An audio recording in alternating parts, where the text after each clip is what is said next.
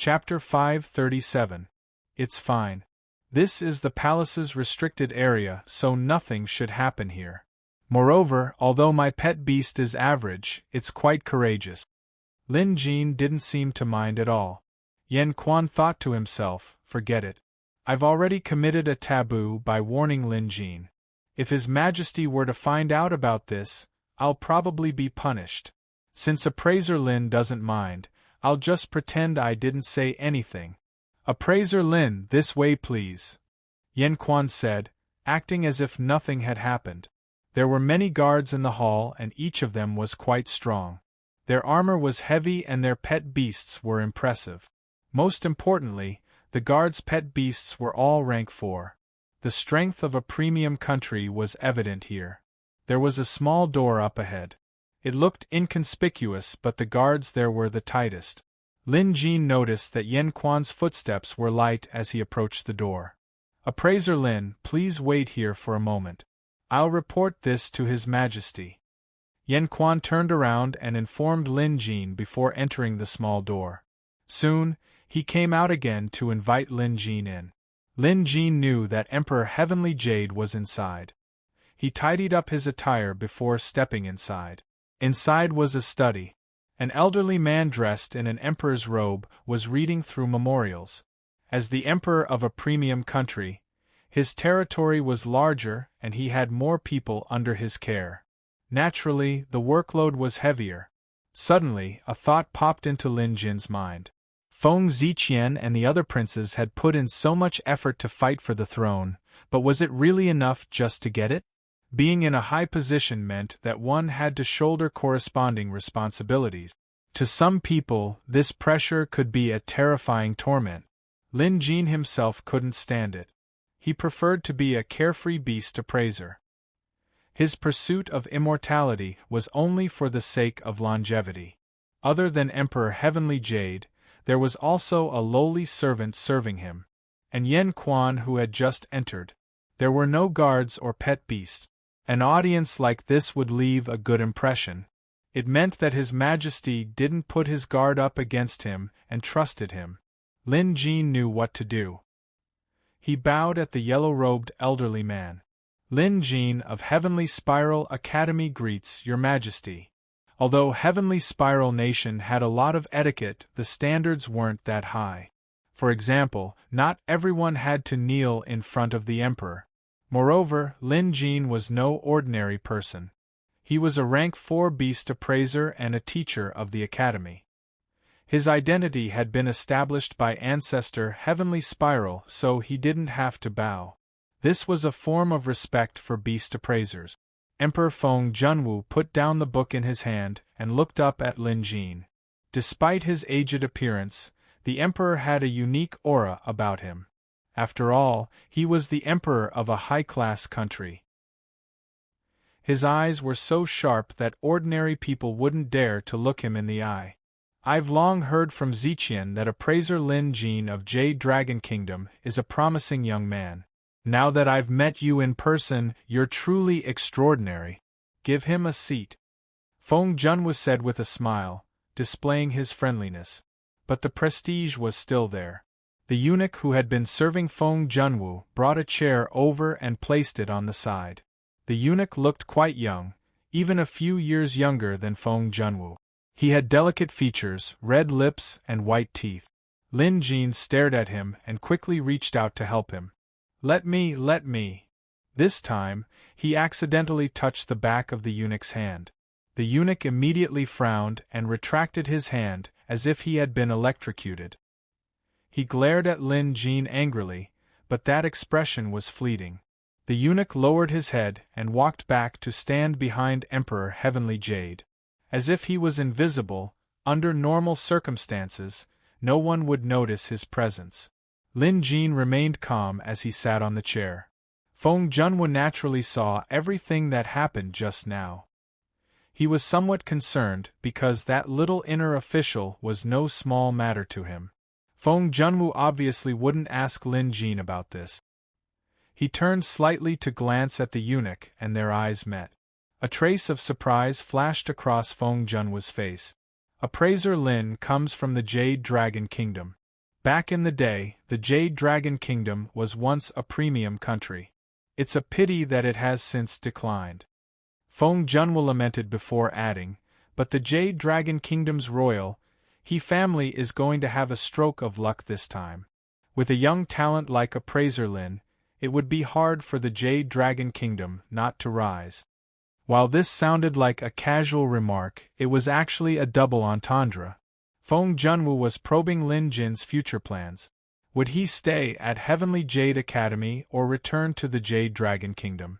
After all, as the Emperor of Heavenly Jade Nation, Feng Junwu hoped that a rank 4 beast appraiser like Lin Jin would stay in Heavenly Jade. Even if he was just a teacher in the academy, it would still be a huge boost to Heavenly Jade's reputation. Setting everything else aside, just the number of rank 4 beast appraisers in Heavenly Jade alone was unrivaled in the entire continent center. Lin Jin could tell that too. He saluted with a smile. Your Majesty is right. But the Jade Dragon Kingdom's foundation is far inferior to Heavenly Jade Nation. Even if we were to rise to the ranks of premium countries in the future, we would still need a country like Heavenly Jade to take care of us. This was a clear indication of his intentions. Of course, he had to go back. Lin Jin had a lot of shortcomings and one of them was being homesick. Come to think of it, Lin Jin really missed that yard in Maple City. Of course, Peach Blossom residence wasn't too bad either. It was even more comfortable to live in. Life in the academy was peaceful too. When the 3-month deadline was up, Lin Jin couldn't bear to leave. MHM, you're still young but you know how to share the country's worries. Not bad. Feng Junwu chuckled, his tone devoid of emotion. Then, Feng Junwu asked about Lin Jin's relationship with Feng Ziqian. The two naturally addressed each other as friends. Of course, Curator was mentioned as well. I heard that Appraiser Lin is Curator's disciple. I've heard a thing or two about Curator as well. He's a legendary figure. Feng Junwu sounded sincere. Based on the information he had so far, it wouldn't be an exaggeration to say that Curator was a legendary figure. Seeing Emperor Heavenly Jade praise Curator, Lin Jin had an idea. Instead of being humble, Lin Jin nodded and said, "That teacher of mine is indeed a legendary figure." Lin Jin is slow-witted. What I've learned from that teacher is insignificant. I'm ashamed. Lin Jin was belittling himself and elevating others. At the same time, he was indirectly elevating Curator's status. Only by doing so could Emperor Heavenly Jade pay attention to Lin Jin. Only then would he agree to borrow Daelord's heavenly tome. Lin Jin knew that Feng Ziqian must have mentioned this to Emperor Heavenly Jade before, but he didn't know if the latter had agreed. Should he mention it again? While he was contemplating, Feng Junwu suddenly said, "I heard from Ziqian that Curator wants to borrow Daelord's heavenly tome from my vault?" Lin Jin was stunned. He didn't expect Emperor Heavenly Jade to bring this up. Although he didn't understand what Emperor Heavenly Jade was up to, Lin Jin knew he couldn't deny it, so he nodded. "Your Majesty is right. That teacher of mine does want to borrow Daelord's heavenly tome." Chapter 538. Lin Jin placed heavy emphasis on the word borrow. Since he was only borrowing and not taking it away, Lin Jin believed the other party wouldn't have any reason to reject him. Feng Junwu suddenly said, "Although our royal treasury is an important place, it shouldn't be a problem if I'm just borrowing it. Also, I'd like to witness Curator's elegance." Lin Jin was overjoyed at this, thinking, is this a success? When the time comes, he could disguise himself as Curator and borrow Daelord's divine tome. But was it really that simple? Not necessarily. There might even be some probing involved. If anything went wrong, all his efforts might go to waste. Lin Jin knew that it was better for him to be prepared for the worst. Feng Junwu suddenly changed the topic. "I also heard that Appraiser Lin and Senior Shu are close?" This change was a little too quick. They were just talking about Curator and now, it was Heavenly Spiral Academy's Shu Xiao Lu. Lin Jin was curious. So His Majesty, Celestial Emperor, had heard of Xu Xiaolu's name before and even addressed him as Senior Xu. Everyone in Heavenly Spiral Academy knew about his relationship with Xu Xiaolu, so there was no need to hide it. Lin Jin admitted it without hesitation. Feng Junwu then said, "Speaking of which, the state preceptor did indeed offend Senior Xu during the banquet. I've spoken to the state preceptor about this, and he's extremely remorseful now. Every day, he secludes himself at home to reflect on his mistakes and reflect on himself." Having said that, Feng Junwu picked up the teacup beside him and sipped on it. Lin Jin instantly understood what the man meant. He chuckled inwardly. That state preceptor was truly afraid of Xu Xiaolu. When Xu Xiaolu asked him to reflect on his mistakes, he did so. Even after a few days, he didn't dare to leave his house. His Majesty wanted Lin Jin to summon Xu Xiaolu to plead on his behalf. Only then would State Preceptor Sima Qing be allowed to leave his house. Otherwise, how could an esteemed State Preceptor stay at home to reflect on his mistakes? To others, this favor was as difficult as ascending to heaven. But to Lin Jin, it was a piece of cake. Based on Lin Jin's understanding of Xu Xiaolu, the man had probably forgotten about this incident. Since that was the case, Lin Jin didn't mind doing His Majesty a favor. After all, he still had to ask the other party to borrow the Tao Lord's heavenly book in the future. At this, Lin Jin quickly said, "When I came here, Senior Xu had already instructed me to look for the State Preceptor. Since the State Preceptor has gone into seclusion to reflect on his mistakes, we'll let bygones be bygones." "That's good." A strange glint flashed across Feng Junwu's eyes at this, but he didn't question it. Since Lin Jin said so, it must be true. That wasn't the main point. Even if something were to happen, Lin Jin would be the one holding the bag. This way, the State Preceptor could be sent out to handle the situation. Otherwise, this would be a huge headache. This Lin Jin is quite tactful. He's a good person, smart, knowledgeable, courageous, and capable, Feng Junwu concluded. Simply put, he quite liked this person. Lin Jin decided to let bygones be bygones. Moreover, if everything went as planned, General Celestial Lion should have subdued Lin Jin's pet beast by now. It was a good opportunity for Lin Jin to go out and take a look lest he embarrass the man. At most, Lin Jin could just pretend to reprimand General Celestial Lion. At the thought of this, Feng Junwu was elated. This was a tactic he often used. He and General Celestial Lion worked well together. Basically, they would just use General Celestial Lion's strength to teach the enemy's pet beast a lesson. While humiliating the enemy, Lin Jin could also display his strength. It was the same this time.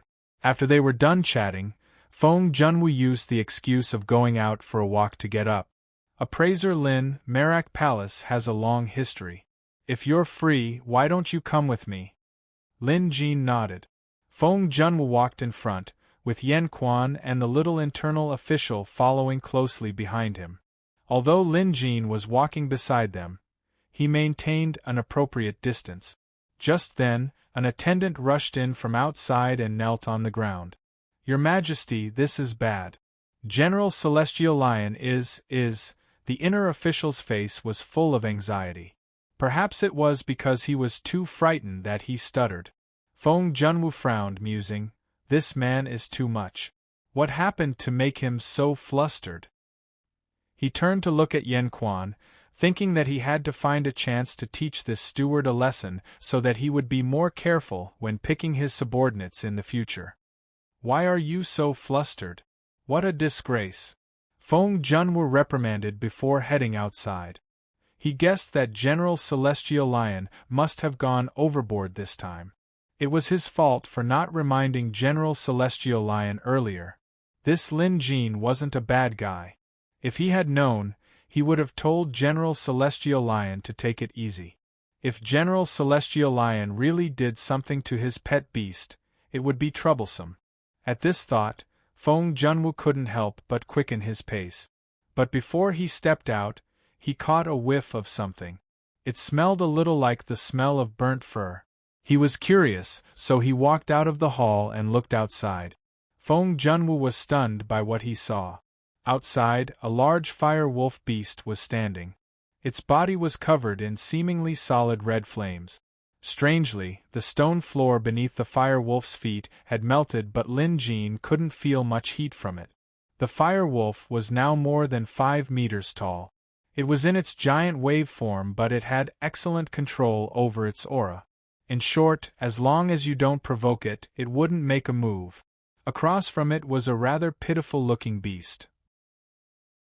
The original clouds and mist had evaporated, and the exposed fur was charred black, turning it bald.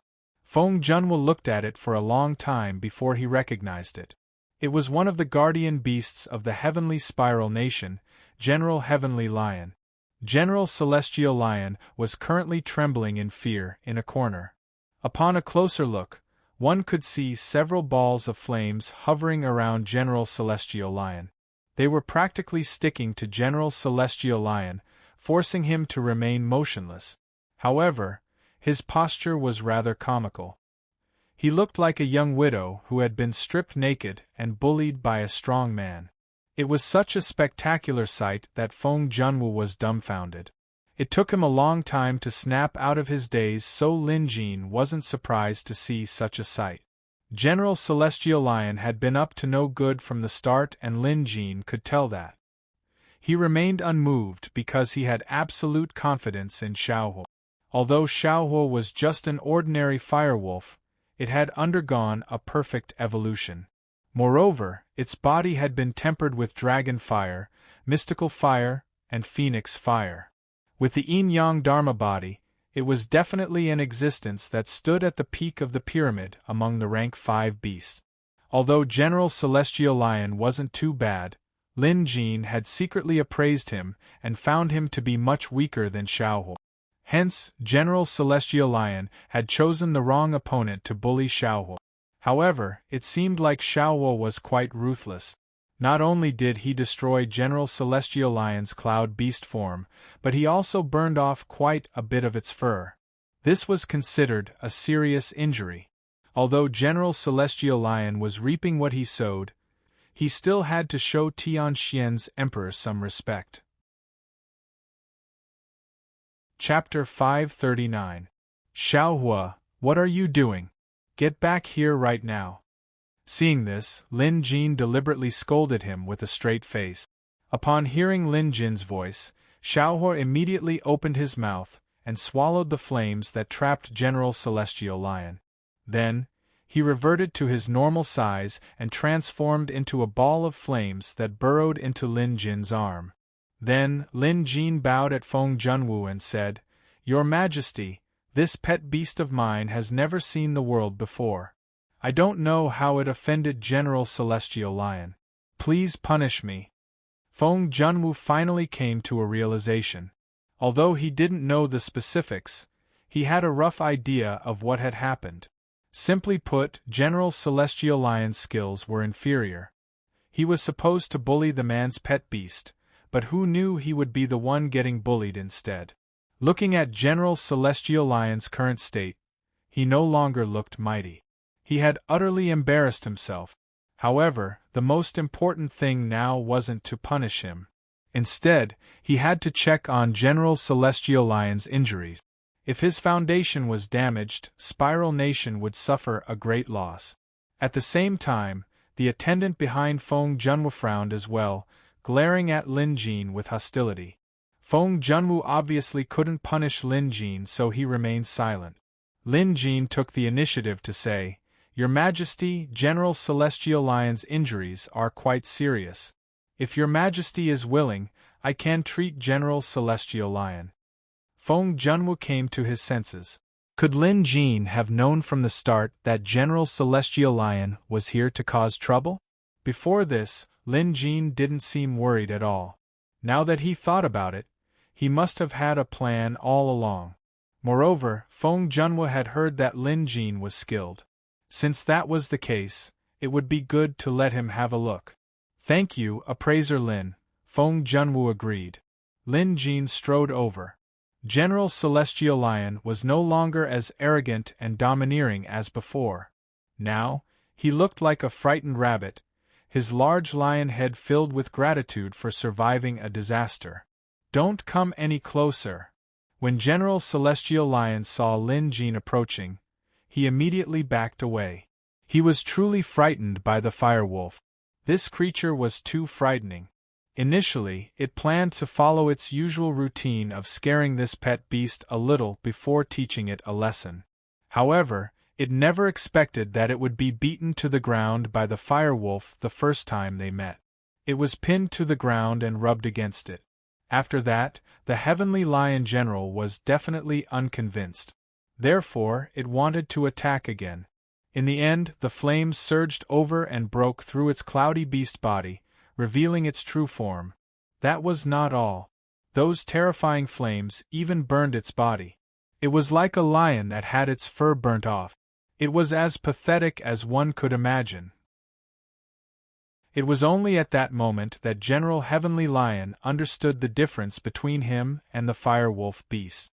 Although they were both at the 5th level, the Firewolf beast's strength was enough to defeat him.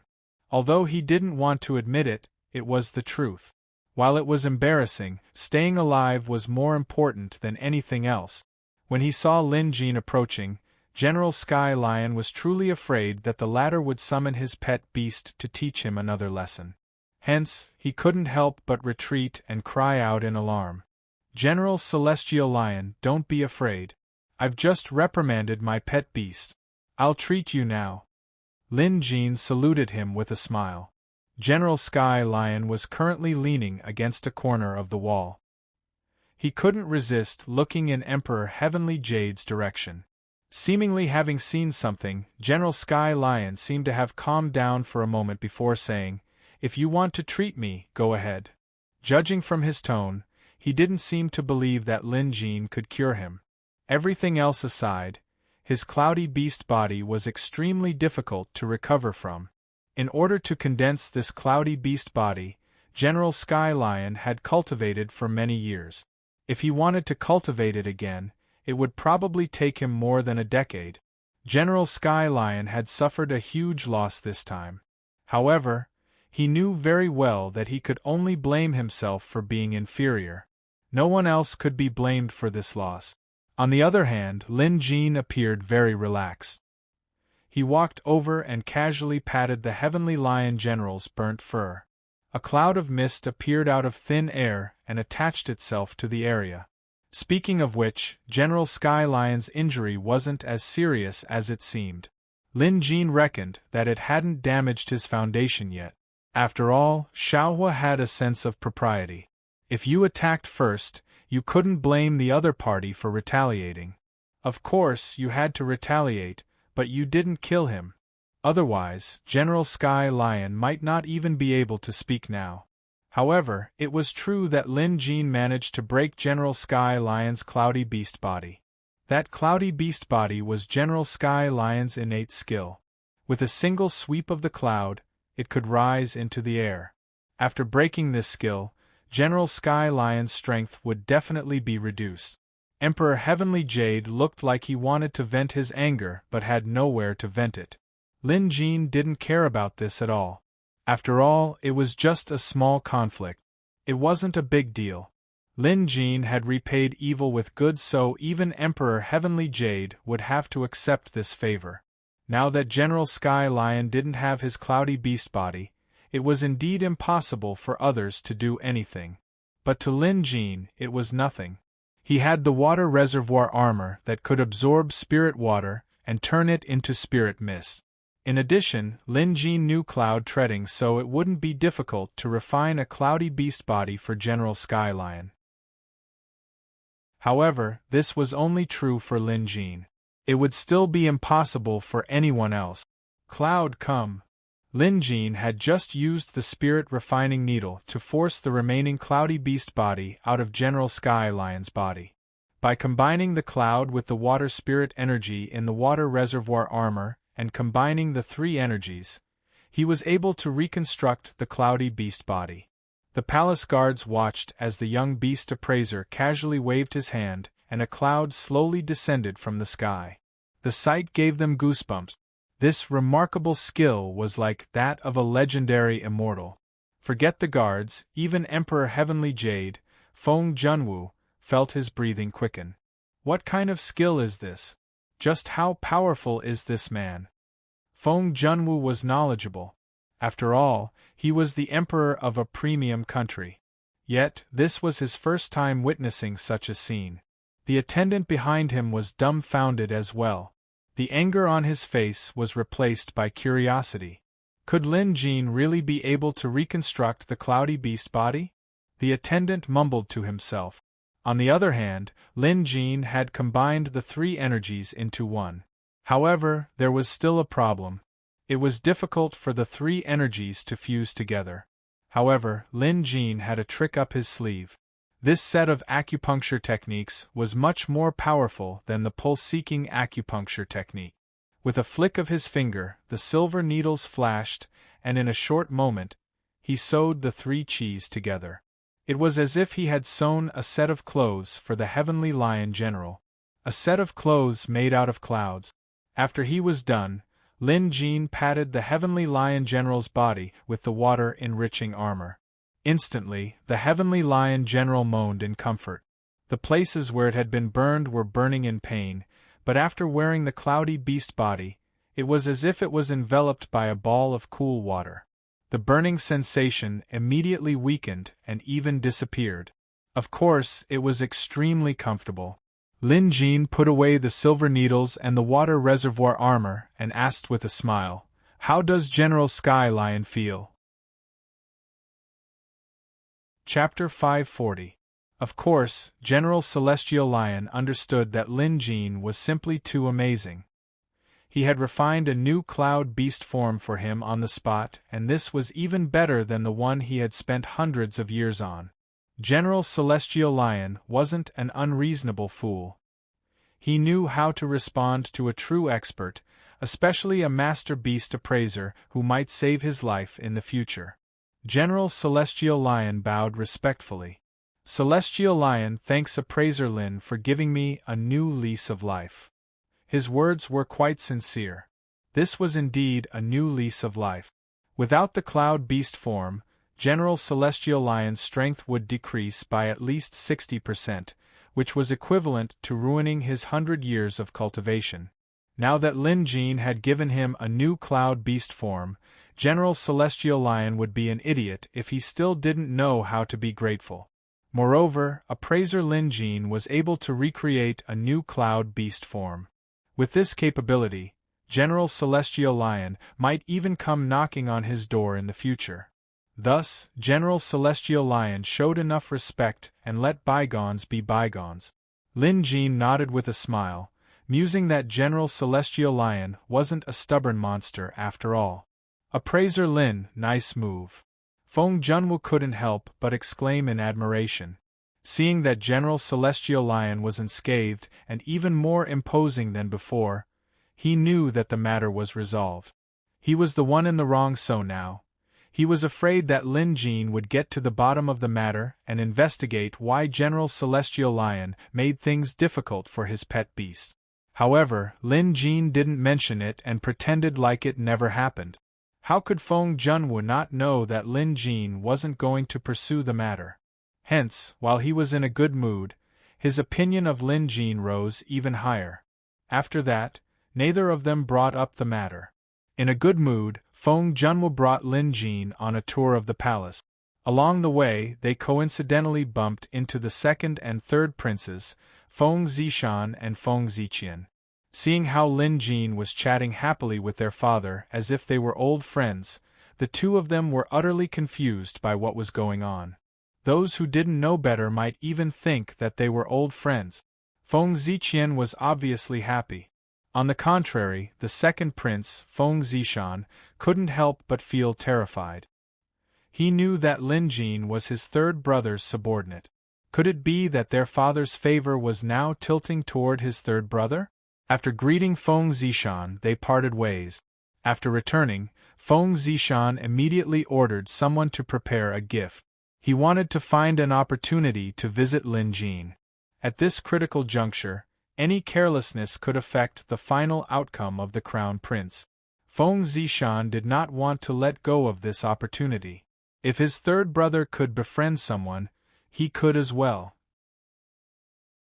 The benefits that third brother could give, he could also give, and he could even give double.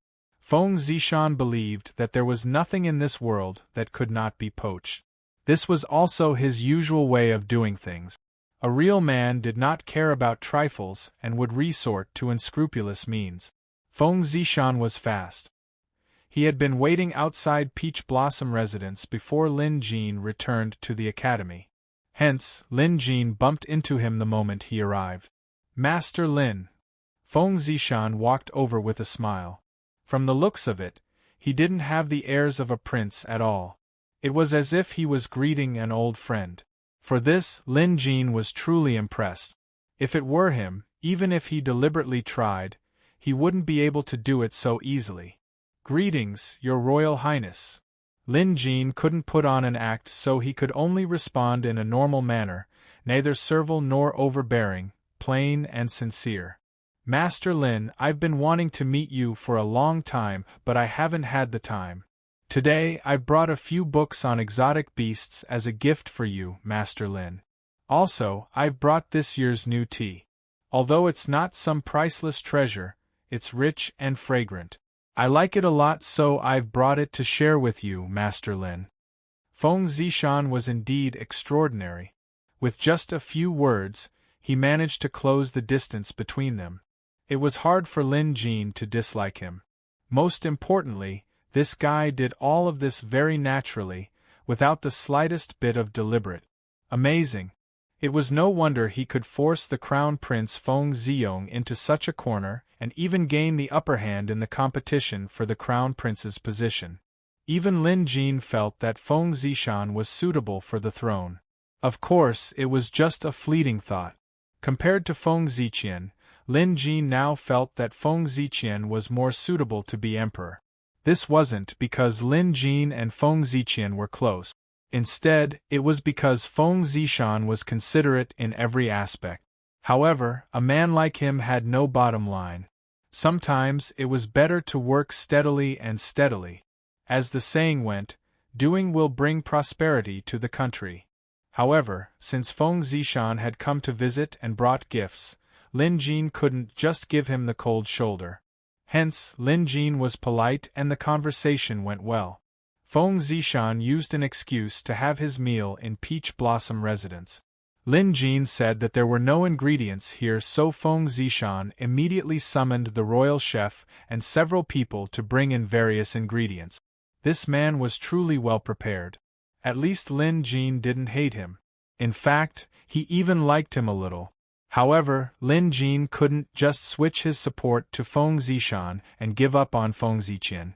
This was a different matter altogether. Suddenly, Feng Zishan took out something and handed it to Lin Jin. "Teacher Lin, I heard that your master, curator, wishes to study the heavenly tomes written by a peerless Taoist lord 500 years ago. It just so happens that my manor once received a painting personally drawn by the Taoist lord, so I brought it here today. Teacher Lin, please give it to curator. Who knows, there might be some strange words on this painting that curator might discover," Feng Zishan said. Lin Jin was dumbstruck. He took a deep breath, thinking, not bad. This time, he had truly scratched his itch. In Feng Zishan's hand was a painting. Truth be told, Lin Jin really wanted to take it, but he knew that Feng Zishan was trying to rope him in. If it was the tea or some other small gifts, Lin Jin could accept it. It wasn't a big deal, but this was different. If he accepted it, he would be on Feng Zishan's side. This was something Lin Jin couldn't do. Lin Jin had his own principles. How could he switch sides just because of some benefits? But then again, he didn't have to stand on Feng Ziqian's side. For a moment, Lin Jin was conflicted. He didn't take it. No matter what, Feng Ziqian was a visitor of the visitation hall. Moreover, he had a decent character and was sincere. Lin Jin didn't have to insist on supporting Feng Ziqian, but he couldn't find a reason to abandon the man either. It's just a painting. Even if there's an inscription on it, it should just be some elegant words. There shouldn't be anything important, Lin Jin reassured himself. Still, he didn't take it. Of course, Feng Zishan could tell. He placed the painting on the table and said, I understand Master Lin's concerns.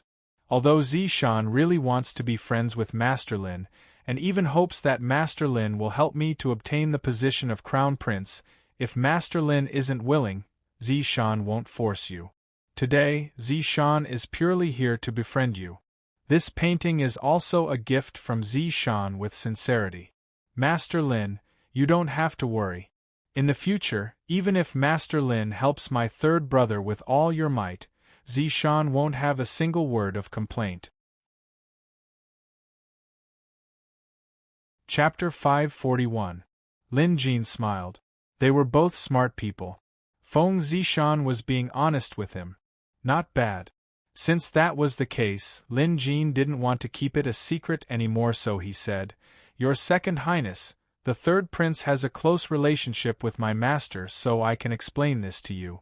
However, Your Second Highness is a sincere person. Other than targeting the third prince, Lin Jin is willing to help you with anything else. He was being honest.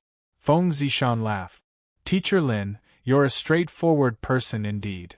All right, I promise that I won't let you target my third brother. Will you be at ease, Teacher Lin? Also, I've had this Taoist painting for a long time, and I've studied it from time to time, but I don't understand what's written on it. If Teacher Lin or the curator can decipher it, I'll be more than happy to oblige.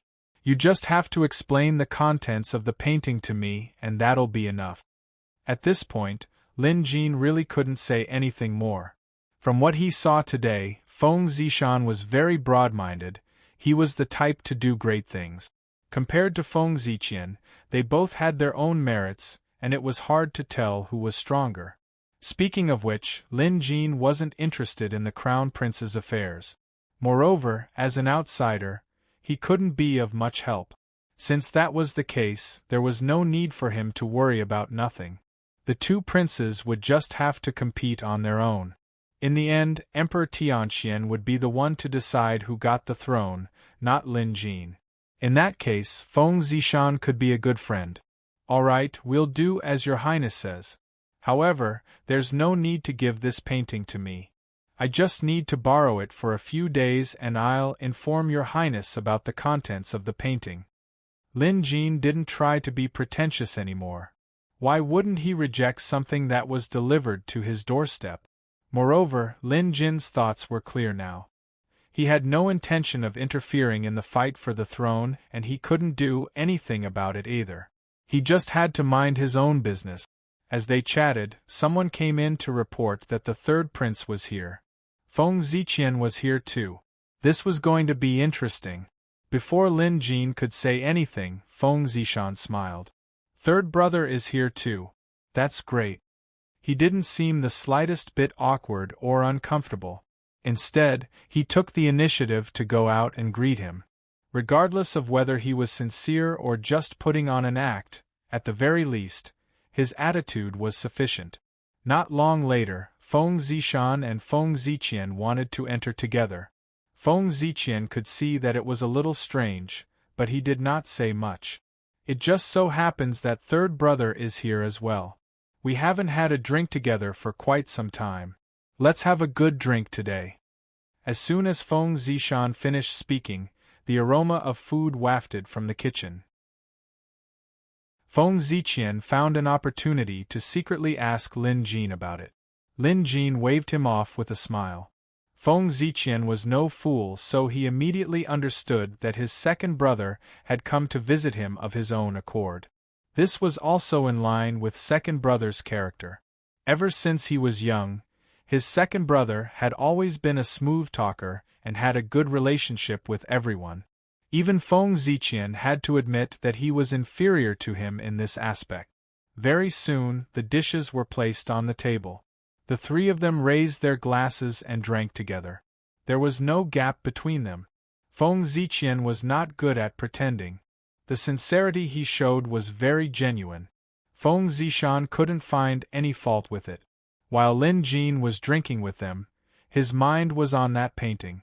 He wondered what it was about. Perhaps it was just an ordinary painting of a landscape? Despite feeling anxious, Lin Jin could only have time to study it after sending off the two brothers. Hence, Lin Jin drank absent-mindedly. Based on Lin Jin's current understanding of Taoist Lord's background, he was certain that he was a transmigrator just like himself. This naturally made Lin Jin feel closer to Taoist Lord. To put it bluntly, Lin Jin had many friends in this world, and some of them were very close to him. But deep down, Lin Jin knew very well that he wasn't a person of this world. It was inevitable that there would be a sense of distance. But Taoist Lord was different.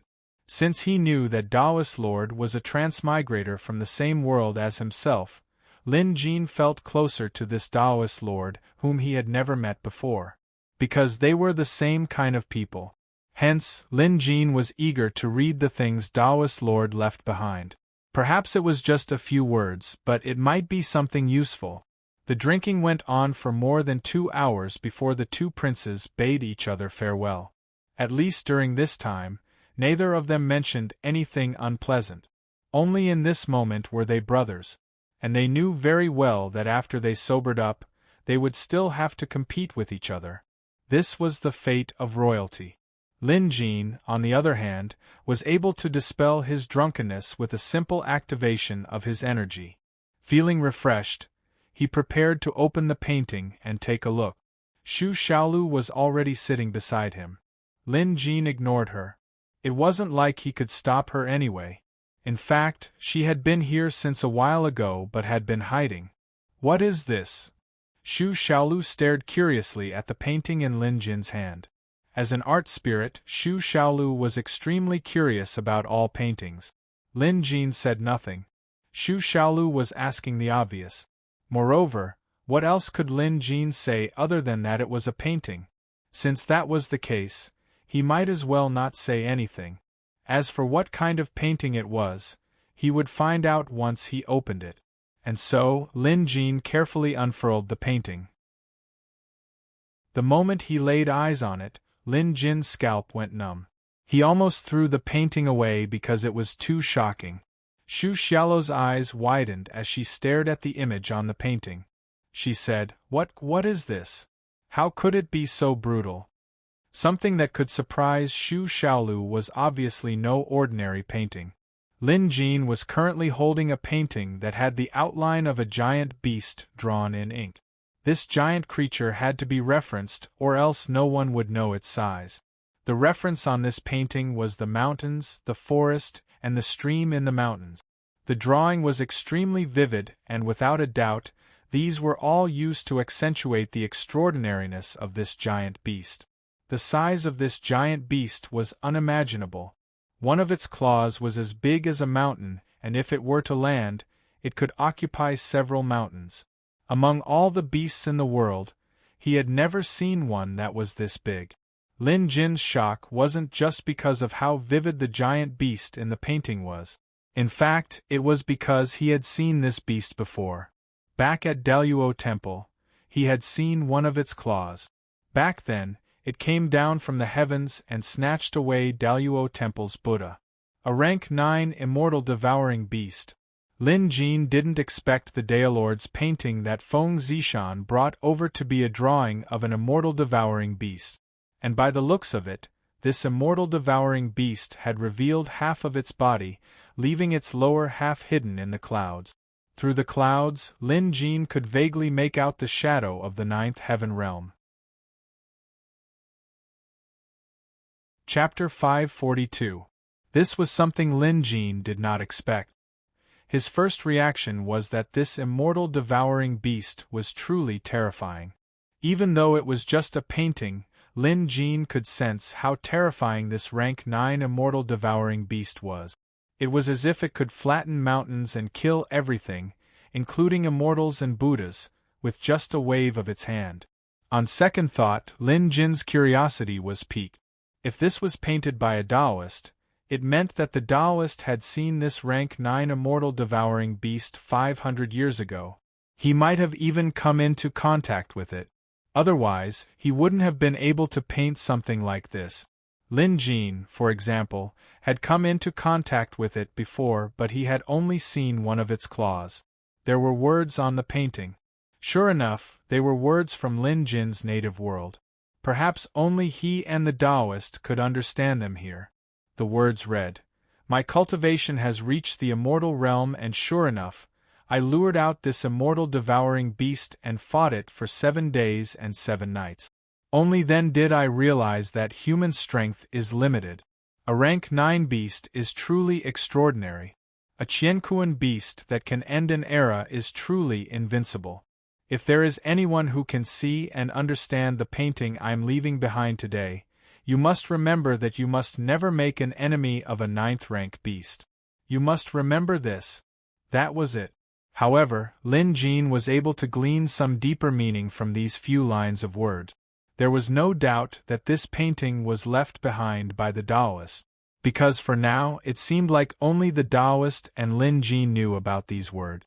Also, the Taoist had reached the immortal realm back then. In other words, he had reached the level of Daluo Temple's Buddha, which was why the immortal devouring beast was lured out. This coincided with Lin Jin's encounter at Daluo Temple. Back then, the Buddha had revealed a hint of his aura and was discovered by the immortal devouring beast. Then, it attacked him with its claws and killed him. The Taoist's words implied that he had purposely lured out this immortal devouring beast and fought it for 7 days and 7 nights. Although the outcome wasn't stated, the saying that human strength is limited was clear enough. The Taoist was defeated. But he didn't die. He must have forced the immortal devouring beast back. Hence, Daolord had the chance to leave behind this painting and this text. As for what happened after that, Lin Jin had no idea. Based on Lin Jin's deduction, the immortal devouring behemoth would surely make a comeback. Since Daolord wasn't a match for it before, it would probably be a tough fight after that. The Tao Lord had said that before there was a 9th stage beast, one must not make an enemy out of it. This meant that the Tao Lord was doomed. It was even possible that he was killed by the immortal devouring titanic beast. Back then, the Daolord's strength was unfathomable, but he didn't have a rank 9 pet beast. This was the reason why he lost. That was the gist of it, but there were so many things worth savoring. For a moment, Lin Jin sat still as he stared blankly at the painting. His heart was in turmoil, unable to calm down. Xu Xiaolu couldn't understand the words, but she immediately noticed Lin Jin's reaction. With Xu Xiaolu's intelligence, she instantly figured out that Lin Jin could understand the words on the painting. Lin Jin, what does it say?" Xu Xiaolu asked. This was one of her good qualities. Also, you can't not tell her. In order to satisfy her curiosity, she will do anything. However, Lin Jin was deep in thought, so he didn't hear Xu Xiaolu's words. Xu Xiaolu was surprised because this was a rare occurrence. He must have noticed something from this painting. He thought I wouldn't be able to do anything just because he didn't tell me. Don't forget, I'm a painting spirit. Xu Xiaolu smiled brightly before extending a slender finger to touch the painting. In an instant, her body glowed brightly before vanishing without a trace. Using her supernatural power, she channeled the painting's spirit and used Qiankuan ink to infiltrate it. Although Lin Jin was in a daze, he wasn't blind or deaf. When a living person beside him suddenly disappeared and turned into a ball of light to enter the painting, of course he saw it. Xu Xiaolu, what are you doing? Startled, Lin Jin quickly called out to him. But there was no response. This is bad. Lin Jin had a bad feeling about this. After spending so much time with Xu Xiaolu, he basically knew what she was capable of. He knew that Xu Xiaolu had a secret skill that could turn paintings into spirits. Paintings that were enchanted by her would immediately become sentient, and Xu Xiaolu could also enter the painting. As for what was inside the painting, Lin Jin had no idea. But it must have something to do with the painting's artistic conception. But the problem was that this painting was no joke. Firstly, it was painted by the Tao monarch. It could be confirmed that the Tao monarch's cultivation base had already broken through to the immortal realm when he painted this painting. The painting that he had painted was definitely no small matter. Secondly, the theme of this painting was a rank 9 immortal devourer beast. Even if it was just a painting, it was painted by an immortal. This immortal devourer beast would more or less possess some power. Although Xu Xiaolu was quite capable, Lin Jin was still worried that something might go wrong. Lin Jin didn't dare to think further. He quickly placed the painting on the table and called out to Xu Xiaolu softly, begging her to come out and stop messing around. However, there was no response from the painting. Lin Jin knew very well that either Xu Xiaolu was ignoring him, or something had happened inside the painting. Perhaps it was a psychological effect, but Lin Jin noticed that the atmosphere inside the painting had changed. Don't panic, don't panic. I'll just wait a little longer. Xu Xiaolu is special, so she should be fine, Lin Jin comforted himself. Next, he waited. Even when the sky gradually darkened, Xu Xiaolu still hadn't appeared. However, the painting situation had changed. A strange crimson color began spreading from all sides of the painting toward the center. It looked as if the painting had been dyed red with blood. Something must have happened. Lin Jin, who had been observing the painting, immediately came to this conclusion. This crimson color was most likely a hint from Xu Xiaolu. Or perhaps she was asking for help. Of course, Lin Jin couldn't just stand by and watch. He had learned some of Xu Xiaolu's skills, and he was the only one who could save Xu Xiaolu now. Shang'er! Lin Jin called out. Shang'er immediately rushed over. Lin Jin planned to use Cosmos ink to enter the painting as well. Someone would need to stand guard outside to prevent any accidents. Shang'er was undoubtedly the best candidate. He instructed Shang'er to stand guard here and forbid anyone from entering or even touching the painting. Having said that, Lin Jin cast a spell and dripped a drop of Cosmos ink onto the painting. Then, he reached out and touched it. In an instant, the world spun and Lin Jin was sucked into it. Then, he fell from the sky. When Lin Jin opened his eyes, he saw a large blob of ink in the sky above him. It was the drop of Cosmos ink he had dripped onto the painting. He had fallen from this ink. He was now thousands of feet above the ground. Fortunately, Lin Jin had cloud treading. Summoning the clouds, he managed to stabilize himself. When Lin Jin focused his gaze, he realized that he was in the middle of a vast world. Is this the interior of the painting? Lin Jin mumbled to himself. Chapter 543. Lin Jin had experienced entering a painting before, but this time, it was much more dangerous, because he was sure that the rank 9 immortal devouring beast might be inside the painting. Even if it was fake, who could say for sure what was going on inside the painting? This Xu Xiaolu only knows how to cause trouble. Lin Jin sighed. However, complaining was useless now. He might as well find Xu Xiaolu and bring her out of this painting world. Lin Jin rode on the cloud and looked around. What surprised him was that this painting world wasn't small at all. The sky was vast, the forest was dense, and the mountains were steep. However, Lin Jin could vaguely tell that this place was similar to the mountains in the painting.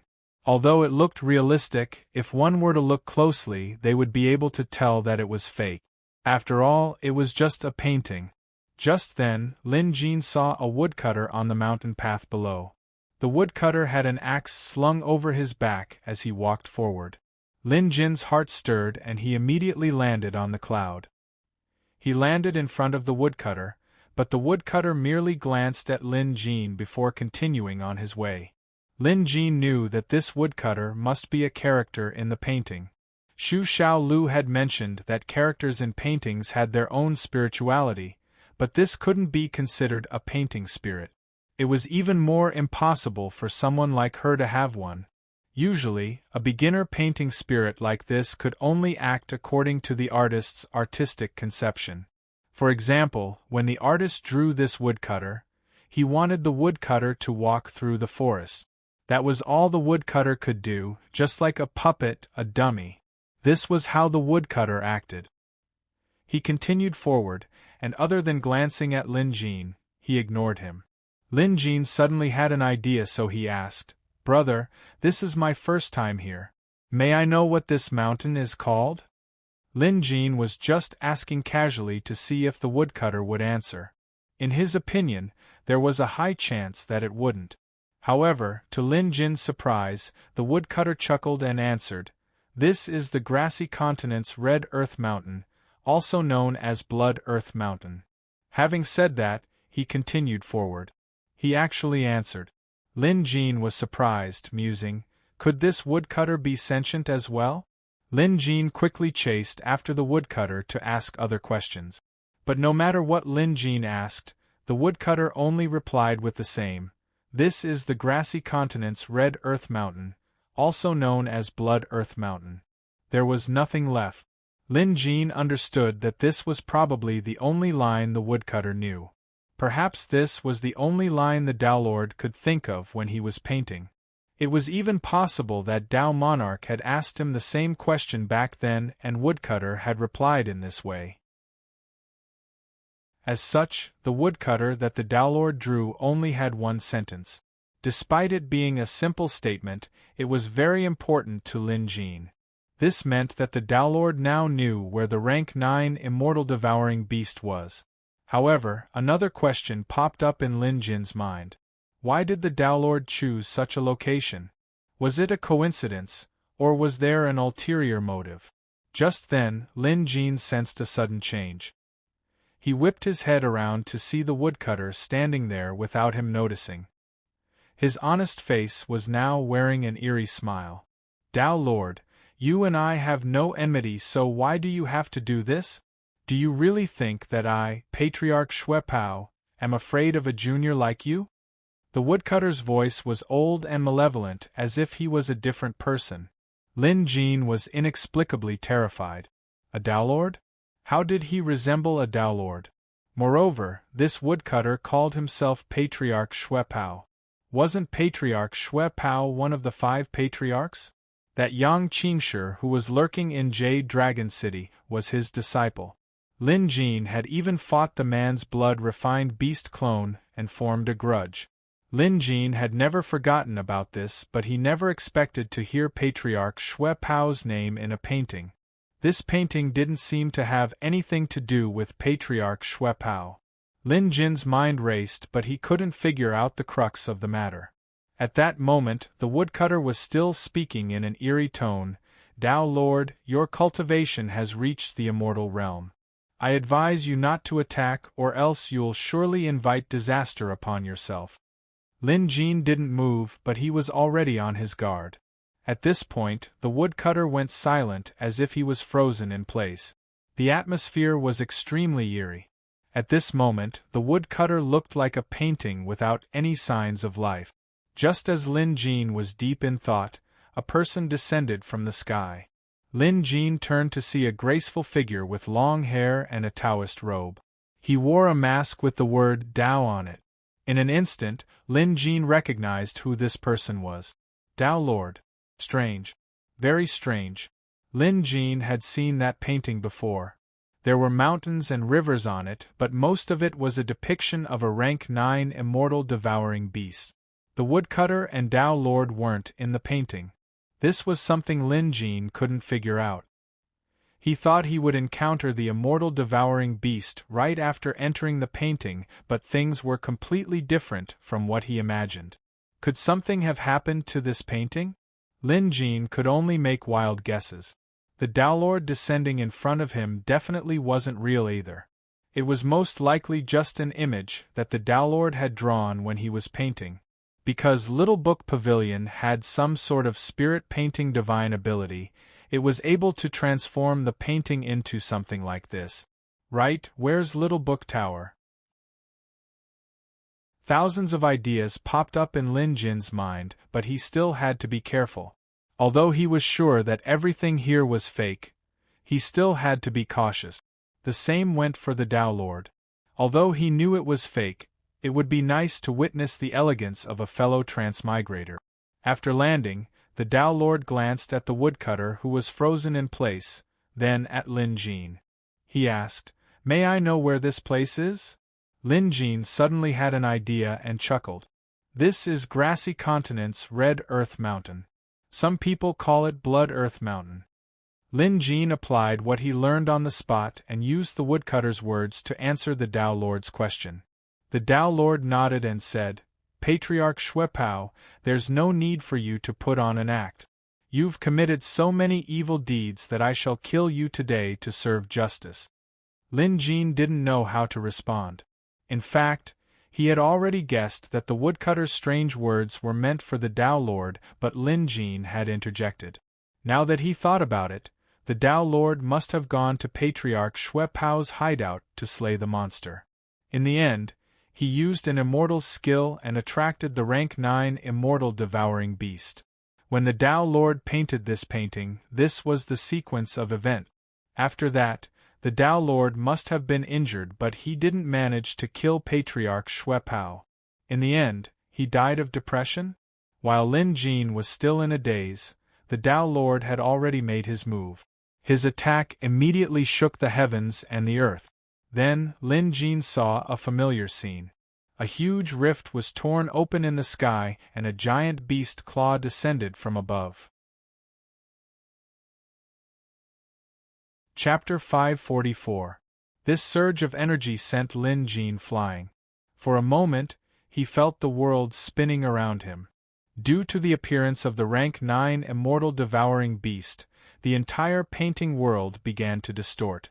Chaotic energy filled the air, and it felt like the world was about to collapse. Lin Jin cursed inwardly. Even in the painting, this rank 9 immortal devourer was too terrifying. Even the chaotic energy it released was difficult for Lin Jin to defend himself. Meanwhile, the Taoist Lord was engaged in a fierce battle with the rank 9 immortal devourer. With a wave of his hand, he released 3 pet beasts, each of them exuding terrifying auras. Although Lin Jin didn't appraise them, he guessed that these 3 pet beasts were at least rank 7 and above. Forget Lin Jin, even Patriarch Xuepao didn't dare to move. He didn't even dare to breathe too loudly. Lin Jin was quite similar to Patriarch Xuepao right now. However, Patriarch Xuepao could only hide in his lair while Lin Jin couldn't. The overbearing aura threatened to tear Lin Jin apart. In a moment of desperation, Lin Jin released Xiaohua. With Xiaohua protecting him, Lin Jin felt a little better. Xiaohua was currently engulfed in flames to defend against the chaotic energy. In addition, Lin Jin also activated his second pet beast's strength. Fresh blood gushed out from his body, forming a blood barrier that protected his entire body. Otherwise, Lin Jin wouldn't be able to hold on. Just then, Lin Jin heard Xu Xiaolu's voice. "Lin Jin, burn this beast with fire." Lin Jin immediately turned to the source of the voice and saw Xu Xiaolu struggling in the rank 9 immortal devourer's grasp. In a moment of desperation, Lin Jin cast Vulcan's edict and tossed out a fire amulet he condensed. In an instant, a massive fireball that was a mixture of dragon fire, mystical flame, and phoenix fire came crashing down like a blazing sun, striking the rank 9 immortal devourer. Lin Jin thought that while his spell was impressive, it wasn't enough to deal with a rank 9 immortal devourer. To his surprise, the rank 9 immortal devourer was instantly engulfed in flames. Not only that, the entire painting world was engulfed in flames as well. "I see."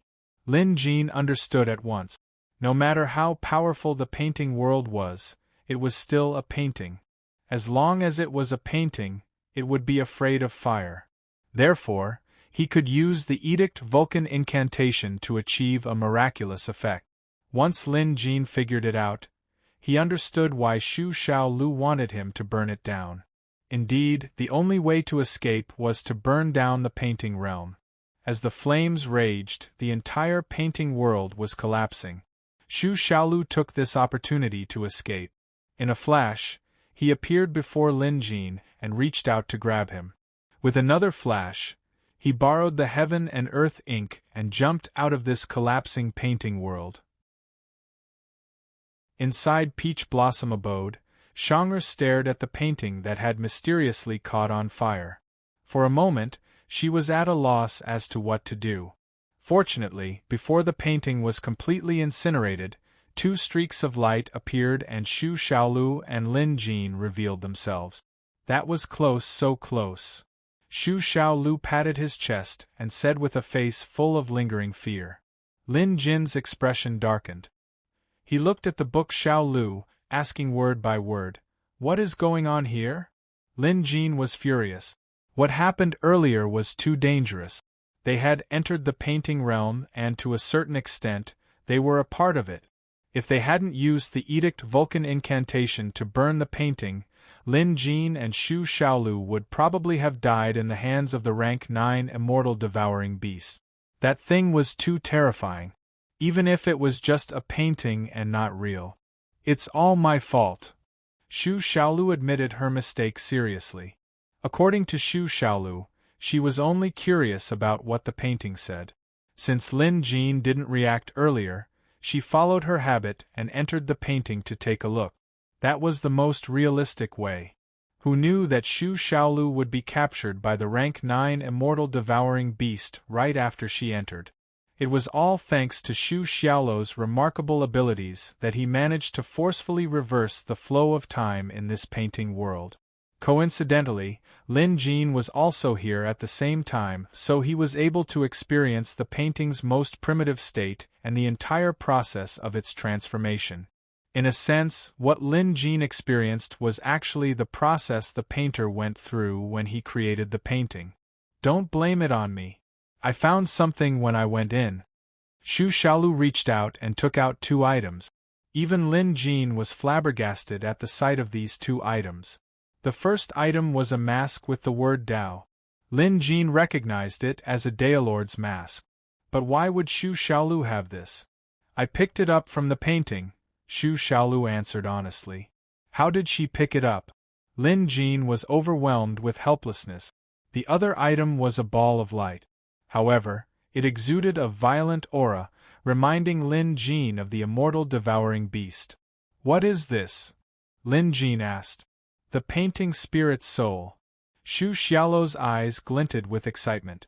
She handed the mask to Lin Jin and opened her mouth to swallow the painting spirit's soul. She ate it. Lin Jin wanted to stop her, but he didn't know much about this, so he held back. I didn't expect to find such a pure and powerful painting spirit's soul in this painting. I'm doing a good deed by eating it. Otherwise, if this painting spirit were to grow up, it would surely bring harm to the world, Xu Xiaolu said righteously. It was only later that Lin Jin found out that it was the soul of the immortal devouring beast in the painting. Due to Little Book building channeling the spirit of the painting, the immortal devouring beast in the painting gained spirituality as well. If left alone, there was a 1 in 1,000 chance that the painting would give birth to something terrifying. However, it was useless to say anything now. The painting was burned and the painting spirit's soul had been devoured by Xu Xiaolu. No matter how amazing this thing was, it was useless. The painting was now completely burnt. Lin Jin sighed inwardly. There must be other undiscovered secrets within the painting world after channeling its spirit, such as those related to Patriarch Xuepao. Back then, the Daolord went to eliminate Patriarch Xuepao, but before he could succeed, the rank 9 immortal devouring beast was lured here. Lin Jin had crossed paths with Patriarch Xuepao before, and it could be considered a grudge. Based on Patriarch Xuepao's threat, Lin Jin would surely seek revenge in the future. Hence, Lin Jin said it was a pity. If only he could learn more about Patriarch Xuepao from this painting. Lin Jin shook his head and turned his attention back to the mask in his hand. According to Xu Xiaolu, she was the painting spirit and had the ability to channel spirits into paintings. After channeling, many things in the paintings would gain spirituality. And Xu Xiaolu could bring these things out. Of course, Xu Xiaolu was the only person in this world who could do this. There was no one else who could do this. Just like this mask. It had a unique texture as if it didn't fit in with this world. Yet, it was something that truly existed. The spirituality emanating from it seemed like it possessed supernatural powers. Chapter 545. Lin Jin suddenly had the urge to put the mask on his face. But he resisted the urge. Before figuring out the situation, it was better to be cautious. Lin Jin wasn't as careless as Xu Xiaolu. Stuffing food into her mouth without thinking was something he couldn't bring himself to do. Sure enough, Xu Xiaolu's habit of eating random things was repaid. Not long after she devoured the immortal devouring beast's soul, she started yawning. Then, she sprawled on Lin Jin's bed and fell asleep. Others might not think much of this. Wasn't it just sleeping? It was only natural for people to rest when they were tired. There was nothing strange about it. But to Lin Jin, this was too abnormal. He immediately deduced that something must have happened to Xu Xiaolu. Because she had never slept before.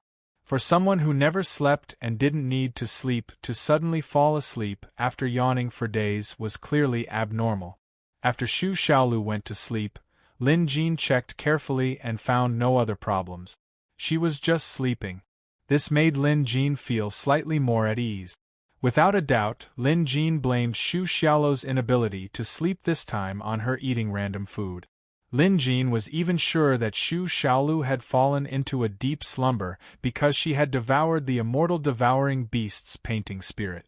However, based on Lin Jin's observation, Xu Xiaolu should be slowly digesting that energy, which seemed to be a good thing. Soon, Lin Jin cheered up. Recently, Xu Xiaolu had been living in Peach Blossom Residence. She was everywhere and it was annoying. Now that she was asleep, Lin Jin could finally have some peace and quiet. Hence, this was a good thing. It would be best if Xu Xiaolu could sleep for a few more days. Shang'er, let's go outside. Don't disturb her sleep. Lin Jin immediately got up and left. Shang'er's lips curled into a smug smile when she saw Lin Jin. Master Lin, is Senior Xu all right? Shang'er asked concernedly when she was outside. Lin Jin waved. Don't worry. She's amazing. She'll be fine. Shang'er nodded. Lin Jin suddenly remembered that he still had the ghost spirit sword he got from Century Warrior Sage and Young Master. Lin Jin had purposely kept it for Shang'er. When Shang'er came, Lin Jin had forgotten about it. He only remembered it today. Lin Jin took out the box and handed it to Shang'er. San-er, why don't you try this sword? After Lin Jin said that, Shang'er received the ghost spirit sword as if it was a priceless treasure. First, she studied it carefully before using object manipulation to control the sword to fly up into the air. Then, she flipped the sword around like a spirit bird flying above her head. Master Lin, this sword is very good. Shang'er's voice carried a trace of excitement. She was obviously very satisfied with this ghost spirit sword. It's good that you like it. You can have it. Lin Jin could also tell that this ghost spirit sword itself was a flying sword, and Shang'er's art of controlling objects had already reached the point of perfection, so controlling this sword wasn't a problem at all. The only pity was that he didn't know the imperial sword technique, so he couldn't teach it to Shang'er. As a result, Shang'er didn't know the true sword skills of the imperial sword technique. However, just by relying on the sharpness of the ghost spirit sword and the wonders of the imperial object technique, Shang'er could use this sword to great effect. In short, it was much better than keeping it in Lin Jin's hands. The days that followed were rather leisurely. Xu Xiaolu was still sleeping soundly, but Lin Jin could tell that her breathing was gradually stabilizing. She must have gained something. Shang'er stayed here and didn't want to leave. Lin Jin had to persuade her several times before she gave up. His main concern was the threat of the demonic appraisal association. Lin Jin had a hunch that Appraiser Yen was that black envoy.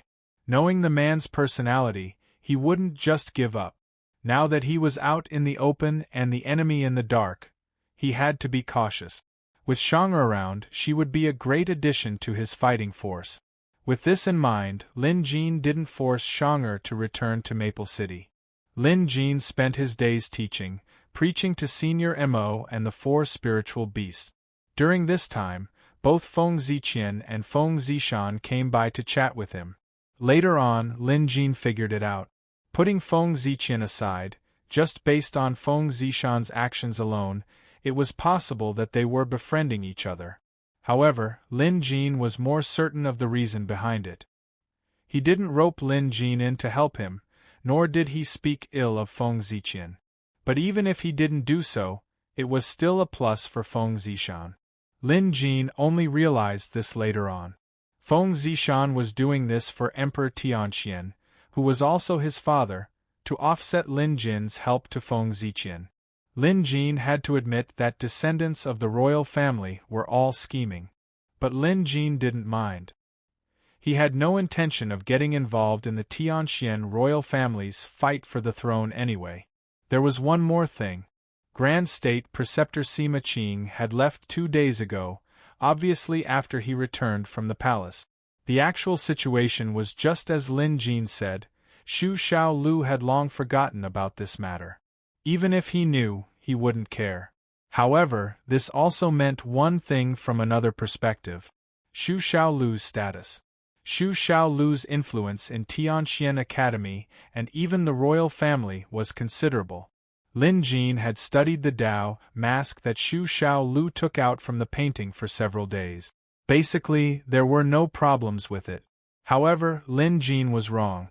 This thing didn't actually have any benefits. Lin Jin thought it would come with some kind of supernatural power, but it turned out to only have a disguise effect. Wearing this mask would change one's hair and clothes to look like a Taoist. At first, Lin Jin thought it was useless, but soon, he realized that this thing might be useful at certain times. It all depended on how it was used. When the visitation hall opened again, Xu Xiaolu was still asleep. Lin Jin had Shang'er stand guard while he entered the visitation hall. There were still no new visitors, but Lin Jin was already used to it. After answering some questions, Lin Jin inquired about the Demonic Appraisal Association. This was something he had arranged previously. The visitation hall had members from all over the world, so he had to rely on them to gather information. However, even Black Crow and Madame Ghostchild didn't manage to get any valuable information this time. It was all gossip and old news. Instead, the Demonic Appraisal Association's background was becoming clearer. The chief of the Demonic Appraisal Association was a mysterious man. No one had heard of him, and no one even knew if he existed. The ones in charge were the Black and White envoys. The Black envoy was now labeled as Appraiser Yen in Lin Jin's mind. As for the White envoy, he was still a mystery. But Lin Jin wasn't afraid. He had made up his mind to destroy the Demonic Appraisal Association sooner or later. Lin Jin could only feel at ease after they were destroyed.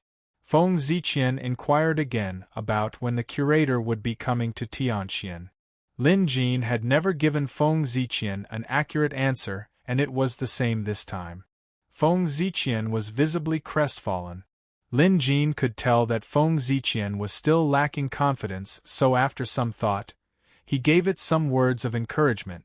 He was basically telling the man that he still had to work hard for the throne. External forces were only there to assist him, and he still had to rely on himself. After drinking this bowl of chicken soup, Feng Ziqian's mental state improved significantly and he spoke with more energy. Chapter 546. As usual, Lin Jin left early. But this time, he didn't leave. Instead, he waited behind the visitor hall's door. Firstly, he wanted to eavesdrop on what the visitors were talking about after he left. Secondly, Lin Jin had a sudden urge to find out more. After a long while, when all the visitors had left, Lin Jin finally showed himself. He jumped down to the first floor and headed for the first 3 wooden doors, which were numbered 1, 2, and 3. The Qiao family's wooden token was number 3. Appraiser Yang Ming's wooden token was number 2. Lin Jin was now certain that the Demonic Appraisal Association had been snatching away visitor tokens. Lin Jin speculated that they must know the function of these tokens. Unfortunately, even though Lin Jin was the visitation hall's curator, he still couldn't figure out their intentions. Perhaps I can open these 3 doors, Lin Jin mumbled to himself. He walked up to door number 1 and tried to push it, but to no avail. The wooden door was thick and heavy as if it carried a tremendous force. However, Lin Jin knew this, so he placed his palms on the door and began exerting force. To Lin Jin's surprise, after using his pet beast's strength, door number 1 actually opened a small gap. Lin Jin was stunned. He took a closer look, and after seeing no reaction from door number 1, he made up his mind and continued pushing. Finally, door number 1 was pushed open. After door number 1 was completely pushed open, a gray aura of death lingered in the air. However, it wasn't much and Lin Jin didn't notice anything out of the ordinary, so he ignored it. Beyond the door was a mysterious area. Only a small area could be seen with the naked eye, while the rest of the area was shrouded in darkness. Lin Jin had asked He Qing and the others about this before and learned that this was normal. Lin Jin didn't notice anything out of the ordinary behind door number 1. After giving it some thought, Lin Jin approached door number 3. The Demonic Appraisal Association had already taken away the wooden token, so Lin Jin wanted to see what was behind this door. Then, he placed his hand on the door. A heavy sensation came from his palm. Just like before, Lin Jin began exerting force. His current strength was nothing to scoff at. If the first blood contract beast gave Lin Jin 2 to 3 times the strength of an average person, then the second blood contract beast, the ghost blood beast, increased his physical strength by more than 10 times. This was a qualitative leap. Blood energy rippled around Lin Jin, and his body seemed to be dyed in a layer of red light, making him look even more eerie and mysterious with his mask on. Door number 3 creaked under Lin Jin's exertion. At this moment, Lin Jin definitely possessed the legendary strength of a dragon elephant.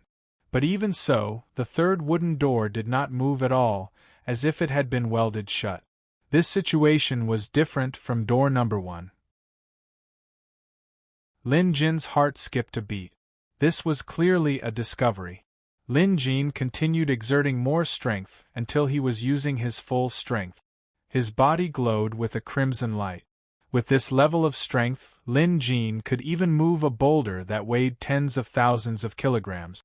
Finally, the wooden door number 3 that had been motionless this time was pushed open a crack. Even though it was just a tiny crack, it was still a huge breakthrough for Lin Jin. However, before Lin Jin could laugh out loud, the situation took a turn for the worse.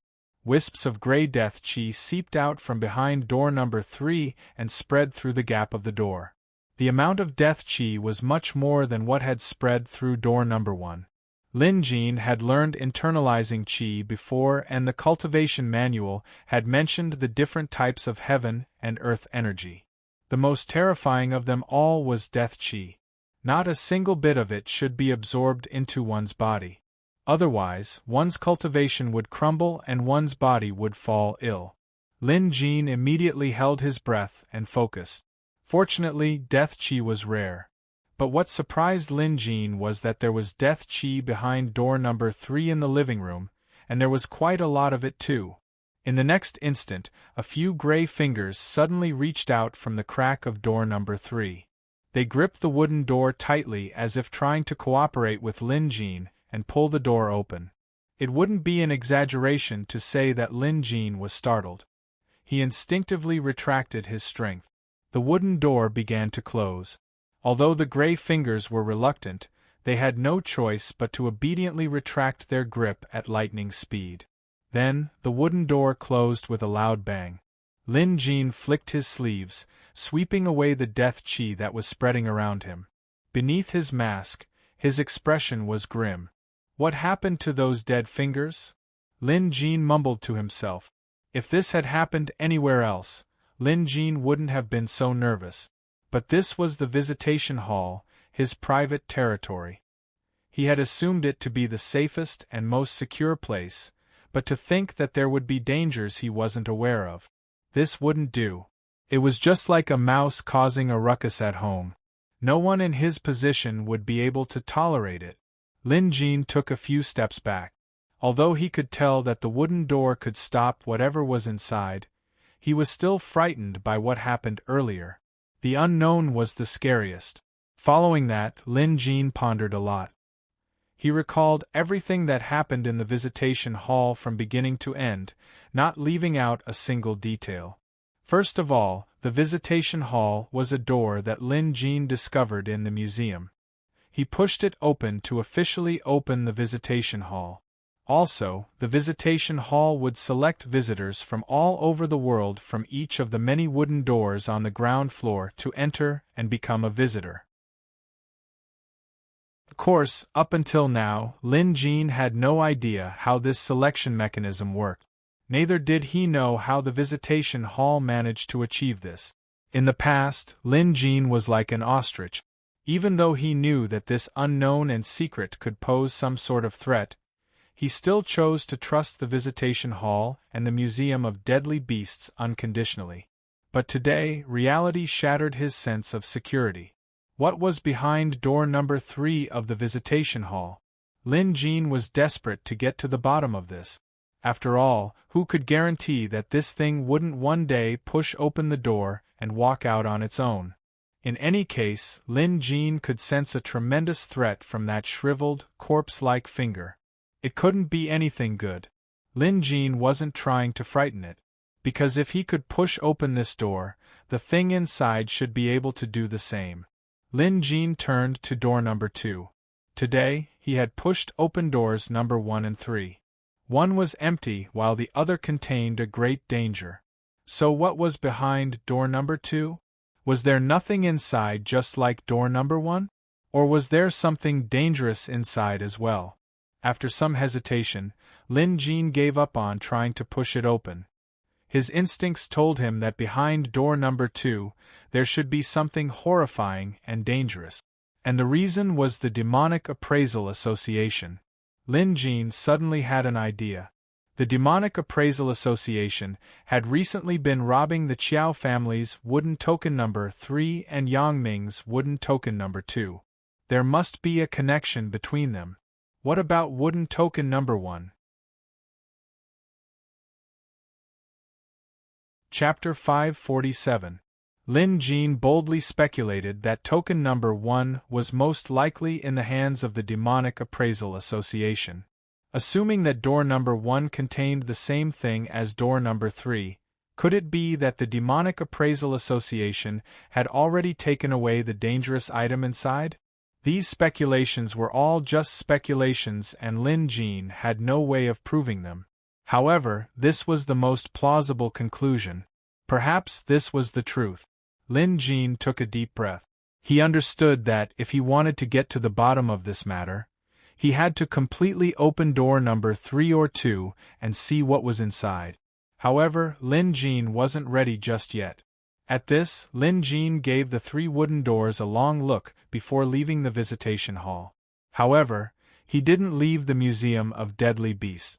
Instead, he began exploring other parts of the museum.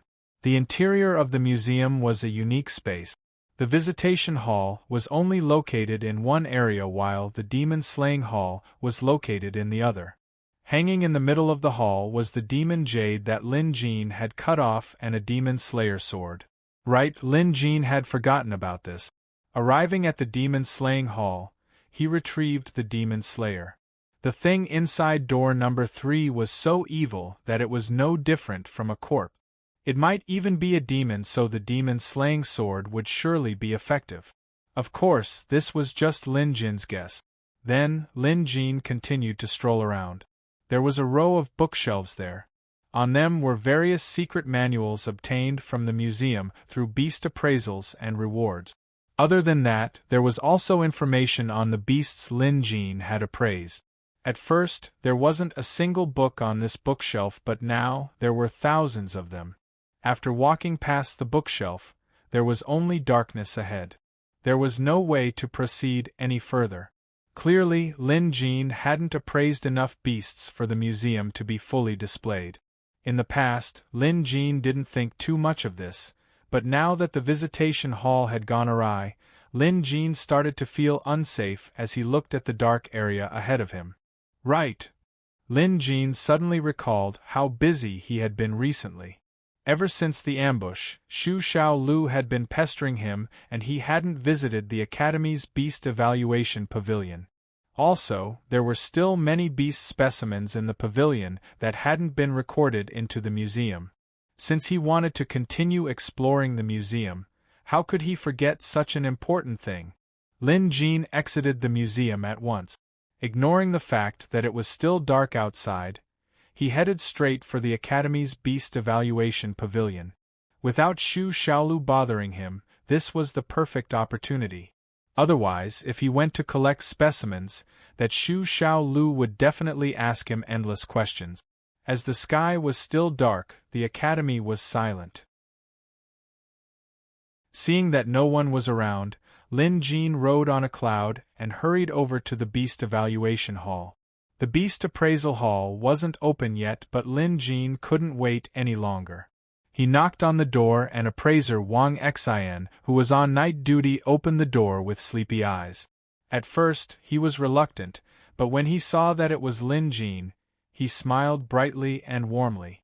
Now, Lin Jin's reputation and status in the Academy were growing by the day. Especially after he saved appraiser Yang Ming, his reputation skyrocketed. It was safe to say that Lin Jin was on par with those veteran rank 4 beast appraisers, especially because of his relationship with Senior Xu. Zhong Zifeng was probably the second most outstanding beast appraiser, followed by Lin Jin. Appraiser Wang Xian obviously didn't dare to be rude. "I'll go in and take a look." "You don't have to follow me, appraiser Wang Xian," Lin Jin said before heading upstairs. With Lin Jin's permission, Wang Xian didn't dare to follow him. Zhong Zifeng heard the commotion on the second floor, but he didn't come out. With Zhong Zifeng's cultivation level, he could obviously hear Lin Jin's voice and the commotion outside. Hence, there was even less of a need for him to come out. Although the Beast Evaluation Hall was an important place in the Academy, it depended on who was there. Now that Lin Jin and Senior Xu were close, Senior Xu might have sent Lin Jin here to run errands. If Zhong Zifeng went out, he would just be asking for trouble. It was better for him to read and write. Outside, Lin Jin began collecting specimens at a frenzy. Last time, there were only a few specimens left on the second floor. This time, Lin Jin was done in no time. Next, Lin Jin went up to the third floor. The third floor had the most specimens, and they were divided into several large halls. Without hesitation, Lin Jin began to examine them. It wasn't until the sun rose that Lin Jin had finished searching through all 3 floors. Of course, the rewards were huge. There were more than 10,000 specimens on the third floor alone, and many of them were rare beasts. The Museum of Deadly Beasts collection had almost doubled in size. Naturally, the rewards came one after another. A complete demonic arts cultivation manual. In addition, the Museum of Deadly Beasts opened up another area. The feed mill.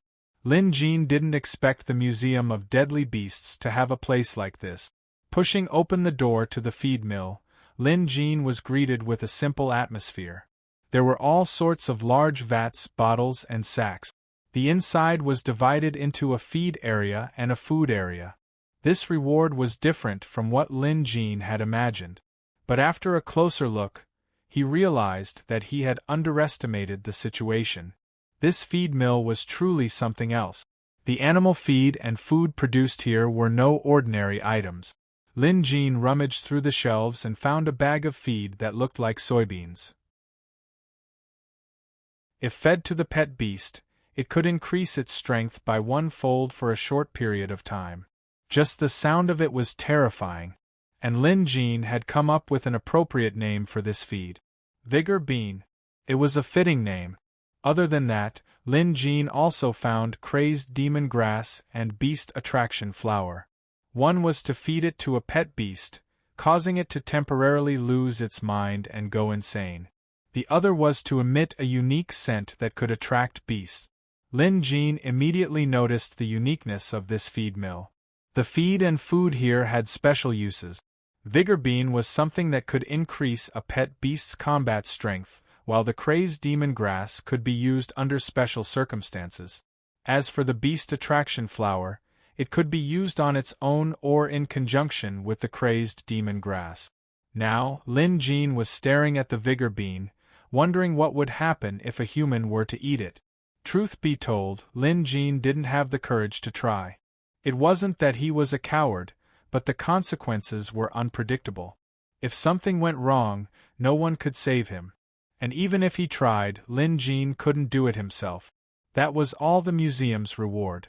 Lin Jin returned to the Beast Appraisal Hall and continued up to the 4th floor.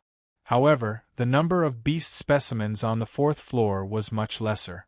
There were less than 100 of them, but they were all top-notch in terms of quality. They were all rare beasts, and rare ones at that. Perhaps it was a coincidence, but Lin Jin found a tiger claw on the 4th floor. However, this tiger claw was different from the other tiger claws Lin Jin had seen before. Chapter 548. The tiger claw looked grayish-white and even a little rotten. However, it wasn't soft at all. On the contrary, it was extremely stiff. To Lin Jin, this degree of rigidity was comparable to metal. It might even surpass metal. Additionally, the tiger claw was shrouded in an aura of death. To suppress this aura, there was even a talisman pasted on the claw. It looked rather odd. Lin Jin reached out to touch it and the museum immediately reacted. Zombie Tiger Beast, Rank 4. Flesh and blood as a sacrifice, formed from the aura of death, immortal and indestructible. Lin Jin's brows furrowed as he read through the museum's introduction and the zombie tiger that materialized in front of him. This was an evil creature. The tiger beast had a large body, but it wasn't much of a threat. What was truly frightening was the deathly aura that seemed to corrode any living creature that came close. Other than that, Lin Jin found him familiar too. He finally remembered.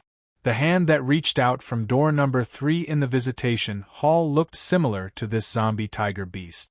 It wasn't its appearance but the deathly aura it exuded. Zombie beast, zombie. Lin Jin mumbled to himself. He now had a rough idea of what was behind door number 3. As Lin Jin pondered over the zombie tiger claw, he didn't notice that Zhong Zifeng had gone up to the 4th floor. Teacher Lin. Zhong Zifeng chuckled. At the sound of his voice, Lin Jin quickly retreated from the museum and bowed at Zhong Zifeng. Mr. Zhong. There's no need to be so polite. Zhong Zifeng returned the greeting.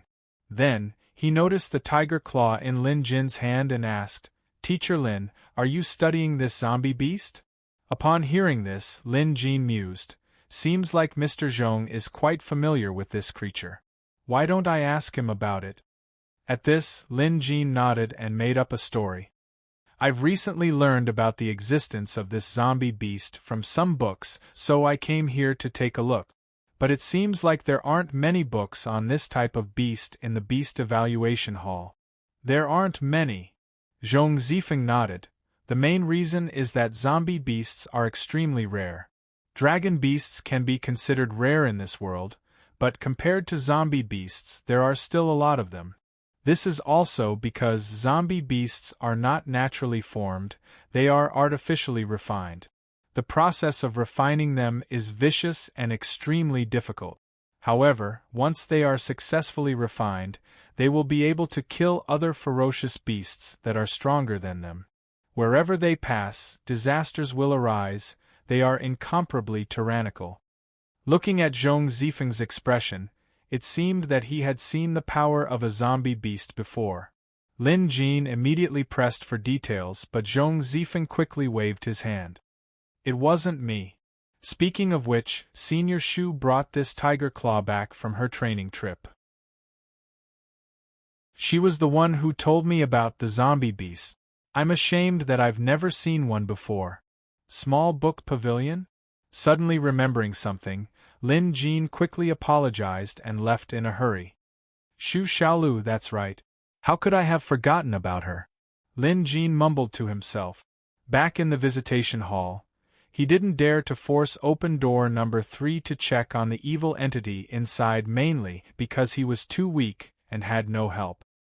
He could wait until the next time the visitation hall opened, but the problem was that the strongest visitor in the visitation hall right now was Zhao Jingyan. After her phoenix underwent nirvana, its strength had grown tremendously. Even among rank 5 pet beasts, it was considered one of the better ones. Other than Zhao Jingyan, there were Madame Ghost Child, Black Crow, and Yi Yuzhou. Old Tian was one of them, but only his pet beast was slightly stronger. From Lin Jin's perspective, other than Zhao Jingyan, no one else could help him in this matter. Because based on Lin Jin's judgment, the thing inside door number 3 was much more powerful than the tiger claw he found in the beast appraisal hall. In order to participate in a battle of this level, one must at least have a rank 5 pet beast, or at least possess the strength of a rank 5 pet beast. Among the visitors, only Zhao Jingyan met the criteria. The problem was, Lin Jin didn't want to wait another 7 days. This matter was too urgent. Although it was just a hunch without any concrete evidence, Lin Jin chose to trust his instincts at times like this. If he couldn't wait for Zhao Jingyan, Lin Jin had another option: to look for Xu Xiaolu. Unlike everyone else, she had Cosmos Ink, which allowed her to traverse worlds. Logically speaking, even if she didn't have the visitation hall's wooden token, she should be able to enter through Cosmos Ink. Of course, Lin Jin had to help her. For example, bringing her portrait in. Lin Jin thought it would work. With Xu Xiaolu's help, she was much stronger than Zhao Jingyan from the Phoenix Palace, so Lin Jin was more confident in his chances. Moreover, according to Zhong Zifeng, Xu Xiaolu was the one who obtained the zombie tiger claw from the Academy's Beast Appraisal Hall. Hence, she was experienced and her help was definitely the best choice. He rushed back to Peach Blossom residence. Upon seeing Shang'er, Lin Jin asked Xu Xiaolu if she was awake. Shang'er shook her head. Lin Jin couldn't help but feel anxious. He ran into the bedroom and sure enough, Xu Xiaolu was still asleep. It had been days, so why wasn't she awake yet? Lin Jin didn't think much of it before, but now that something was wrong, he couldn't help but feel anxious. However, Lin Jin knew that he shouldn't disturb Xu Xiaolu at a time like this. She had clearly obtained a great opportunity, and disturbing her without permission would only bring him harm. Hence, he had to wait. Lin Jin began looking for something to do. He was meticulous in guiding his students in their studies. As long as they were willing to learn, Lin Jin would teach them everything he knew. The students of the other teachers in the academy were all envious of Lin Jin. Those who chose to be Lin Jin /S students were glad that they had chosen to study under Lin Jin. During their time under Lin Jin /S tutelage, they had grown tremendously. In addition, the knowledge and skills they learned were unique and could not be learned from other teachers.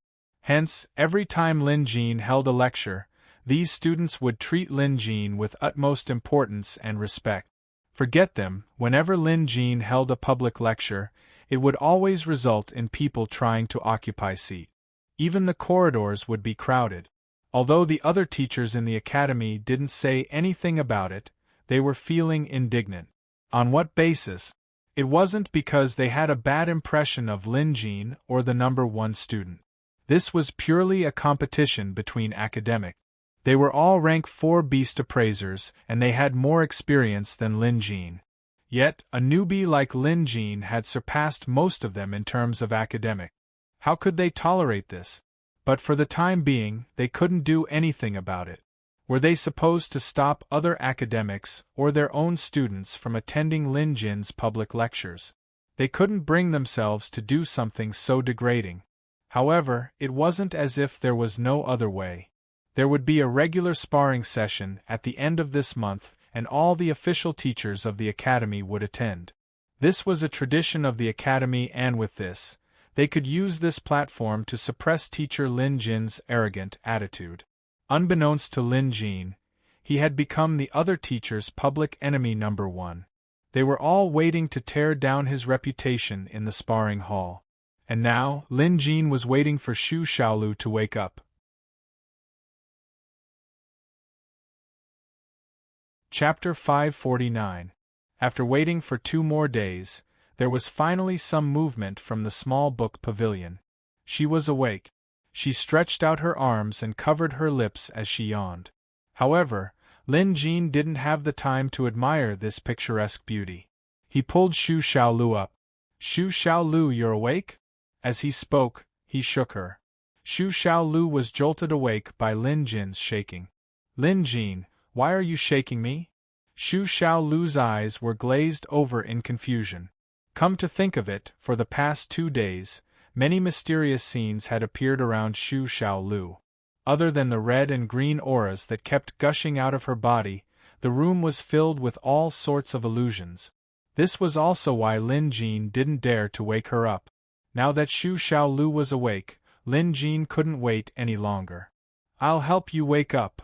Without another word, Lin Jin used his water reservoir armor to condense a ball of cooling water vapor and slapped it on Xu Xiaolu's face. This time, Xu Xiaolu was completely awake. Her first reaction was to get angry. "You slap me and I'll slap you back." Having said that, Xu Xiaolu raised her hand and pushed. Lin Jin felt a strong force and his body fell backward. To his surprise, it felt like he was falling from the sky. Taking a closer look, Lin Jin realized that he really was falling from the sky. About 1,000 feet below him was a vast ocean. "Come here, cloud."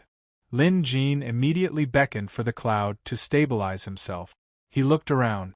Other than the vast ocean, there was also land and mountains in the distance. Birds flew across the sky and colorful clouds filled the sky. This clearly wasn't his peach blossom abode. Lin Jin knew that Xu Xiaolu must have mastered a new supernatural skill after her cultivation improved after sleeping for a few days. Looking at the colorful scene, this was probably some kind of art world.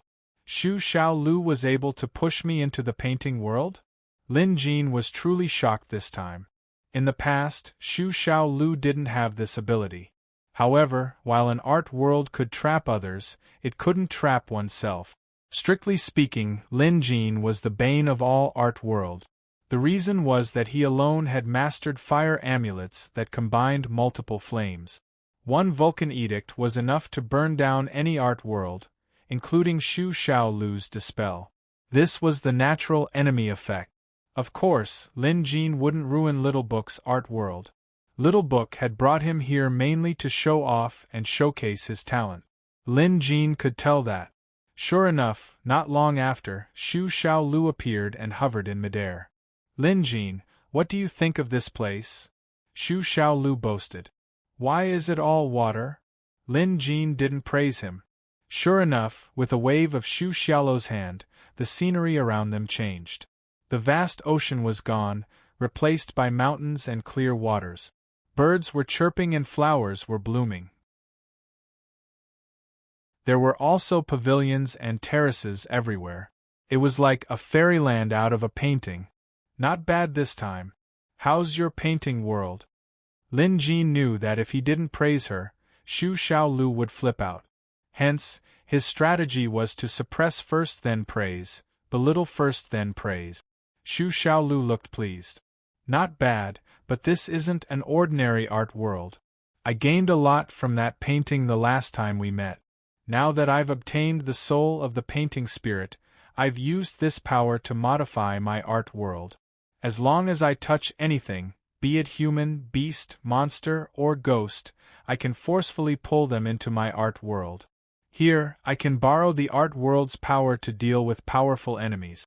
Just like this, as she spoke, Xu Xiaolu waved her hand again. In an instant, the weather changed. A moment ago, it was filled with chirping birds and the fragrance of flowers. In the blink of an eye, a thunderstorm descended. Then, a bolt of lightning struck Lin Jin. "Are you for real?" Lin Jin was startled, but he didn't move. Xu Xiaolu was clearly trying to scare him. Sure enough, the lightning soon disappeared. Xu Xiaolu looked bored as she threatened, "Next time, I'll really strike you to death." Lin Jin acted as if he didn't hear her. Now that Xu Xiaolu had woken up and seemed to have grown stronger, it was a good thing. Hence, Lin Jin couldn't wait to drag Xu Xiaolu along to see if she could enter the visitation hall through Qiankuan ink. Upon hearing that Lin Jin needed help, Xu Xiaolu was very enthusiastic. However, what came next left Lin Jin disappointed. Even Xu Xiaolu's Qiankuan ink couldn't enter the visitation hall. This was different from what Lin Jin expected.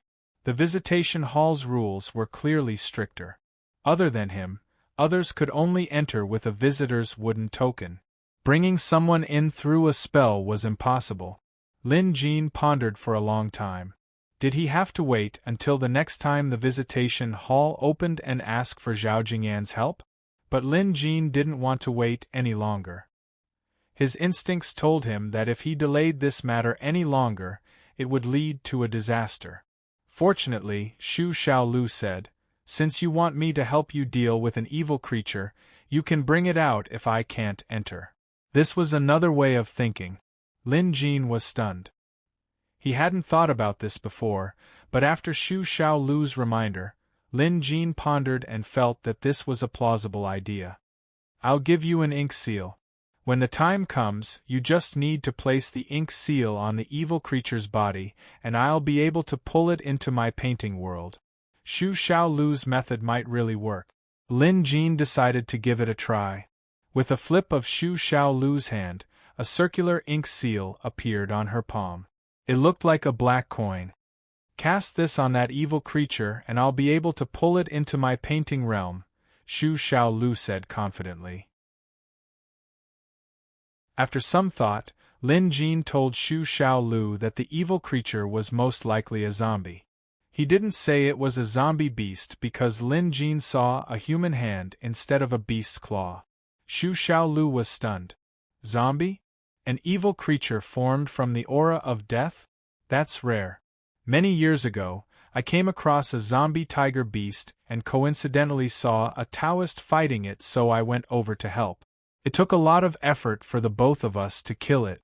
I cut off one of its claws and the Taoist gave me a talisman to suppress it. I then brought it back to the academy and stored it in the beast appraisal pavilion. I just don't know if the zombie you mentioned is the same type of evil as the zombie tiger beast. If it is, then it'll be troublesome." Xu Xiaolu's expression was solemn, with no trace of his usual playfulness. Lin Jin could attest to this. Both were the same type of evil creature, but one was a human while the other was a beast. "Are you really going to do it?" Xu Xiaolu asked tentatively. It was obvious that she was trying to tell Lin Jin not to provoke that creature unless it was necessary. Lin Jin nodded. There was no room for negotiation. Since it was related to the visitation hall, it was related to the Museum of Deadly Beasts. How could Lin Jin pretend he didn't see it? For the sake of the visitation hall's safety, he had to get the evil zombie out of door number 3. Chapter 550. Alright, let's stick to the original plan. You send the ink seal over and I'll pull it into the painting realm. As for how to subdue it, we'll talk about that later. My painting realm isn't what it used to be anyway. Even if I can't destroy it, I can still trap it, Xu Xiaolu said. With the plan set, Lin Jin took the ink seal and entered the open door behind him. In the blink of an eye, Lin Jin arrived at the visitation hall. Without any visitors, the visitation hall looked no different from usual. But to Lin Jin, there was something eerie about it. It was all because of the zombie in door number 3, Lin Jin thought. Lin Jin mused. He walked up to door number 3 and gave it a thorough look. He was afraid that whatever was inside would escape while he was gone. However, it seemed like the door didn't open at all. This was a good thing. Taking a deep breath, Lin Jin placed his palms on the door and invoked the strength of his 2-blood contract pet beast. His body glowed red as he pushed the door open. In a hidden manor deep within East Continent's barren mountains, Appraiser Yen was dressed in black with a stern expression as he stared at a strange wooden door before him. This wooden door was created by the world's most skilled craftsman, using a special type of ghost wood from the three realms. It was a priceless treasure. Upon closer inspection, there was a box behind the wooden door. The box was sealed shut and looked like a large coffin. Right in front of the large coffin, a person dressed in white paper clothes was hanging a wooden sign with the number 3 on the wooden door in front of the chest. The fingers of the man dressed in white paper clothes were stiff and gray, but in fact, his entire body was emitting a deathly gray aura. His skin was brownish-purple and stuck tightly to his bones. There was a talisman written in blood nailed to his forehead by a rusty iron nail. He looked as frightening as one could imagine. This was Messenger Bai of the Demonic Appraisal Association, a zombie puppet that only obeyed the chief's orders. And Appraiser Yen was obviously the Black Messenger. After the zombie Messenger Bai hung the number 3 wooden sign on a protruding nail on the wooden door, the entire wooden door and the box behind it shook. It was as if a taboo had been connected in an instant. An eerie and strange laugh came from Envoy White's mouth. Strangely, Envoy White's facial features were expressionless, as if the laugh didn't come from him. Black Emissary, you've done well. In such a short period of time, not only did you obtain the number 3 wooden token, you also unexpectedly obtained the number 2 wooden token. This time, I will give you a great merit. The voice was eerie and terrifying, but it carried a kind of supreme majesty. The Black Emissary immediately bowed and said, "It is this subordinate's duty to serve the President." Good. I will open the 3rd wooden door and take out the refined zombie. When that happens, our strength will increase greatly. The first thing we need to do is to sweep away all our enemies. If we can successfully take out the zombie beast from the 2nd wooden door, TSK, we can even destroy a high-tier country. After saying that, the white zombie emissary stretched out his hand and started to pull the wooden door. His strength was more than 100 times that of an ordinary person. The wooden door creaked, which was ear-piercing. Then, the wooden door was pulled open a crack. In an instant, a thick aura of death seeped out from the crack. The white emissary didn't try to avoid it. Instead, he drew closer and inhaled it with his nose and mouth, seemingly intoxicated by it. Good. The zombie inside has been trapped and refined for 500 years. Its strength is several times that of the first one. My plan back then was truly ingenious. By using Master's secret realm to refine zombies, perhaps we'll have a chance to enter and uncover Master's secret from back then. The white emissary said this in a low voice so only he could hear the excitement and anticipation in his voice. Then, the white emissary continued to pull the wooden door open wider and wider. Naturally, the aura of death that seeped out from the inside increased as well. Appraiser Yen couldn't help but take a few steps back. He knew how terrifying this aura of death was. Coming in contact with even the slightest bit of it wasn't certain death, but it would be troublesome. By then, the wooden door was already half open. It was obvious that the white emissary was currently wrestling with the wooden door. Behind the opened wooden door was a dense aura of death. However, one could vaguely make out the silhouette of a person standing inside. It looked like a block of wood. Back then, I, the corpse cultivator, had gone through so much trouble and sacrificed my physical body to nurture a corpse in Master's secret realm. The results were indeed extraordinary. After refining this body for 500 years, once it emerges as a corpse, it'll be comparable to an immortal. From then on, I'll be invincible, the white emissary muttered in a strange voice. He had been waiting for this day for far too long. However, just as he was about to reach out and pull the zombie out, he saw that another door had opened not far away from him. The white emissary froze. In an instant, he felt fear and dread. He hadn't felt this way for a very, very long time. But at this moment it was truly frightened. In this world, There were only a handful of people who could frighten the corpse cultivator. Back then, he had a few fellow disciples, and the only one he feared was the eldest senior brother, the dragon cultivator. Naturally, the one he feared the most was their master, the Tao Lord. The corpse cultivator's fear of his master was ingrained in his bones. He knew very well that the place where he hid, nurtured, and refined corpses was a place that none of his fellow disciples could find. Only their master knew that it was also their master's secret realm. Their master, the Tao Lord, had already fallen several hundred years ago. That was why the corpse cultivator dared to nurture and refine corpses in their master's secret realm. But what did he just see? There, someone pushed open a door. Instinctively, the corpse cultivator thought of their master, the Tao Lord.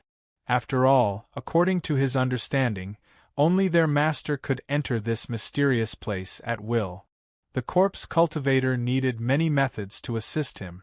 Even so, the corpse cultivator could only force open this door. He couldn't go any deeper. That was why he felt fear and dread.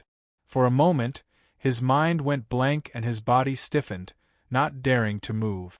The corpse cultivator stored his soul and primordial spirit in a talisman and forcefully attached his primordial spirit and soul to the white envoy zombie with the soul-suppressing nail. He hid from place to place for several hundred years and even founded the Demonic Appraisal Association just for this day. The zombie inside this door was in fact himself, the corpse cultivator's physical body.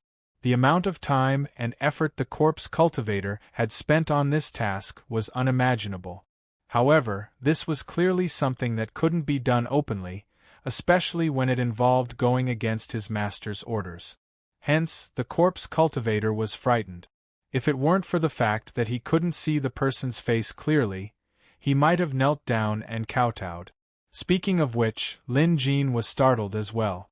After much effort, he finally pushed open door number 3 in the visitation hall. Then, through the hazy aura of death, he saw another door on the other side. There was also a vague white silhouette. What was going on? Lin Jin's mind went blank. They were confused, but the zombie inside wasn't. Zombies were bloodthirsty and loved human flesh. Between these two doors, one was a living person with a fragrant aroma while the other was a zombie puppet that resembled dead flesh. Hence, there was no doubt that they would pounce in that direction.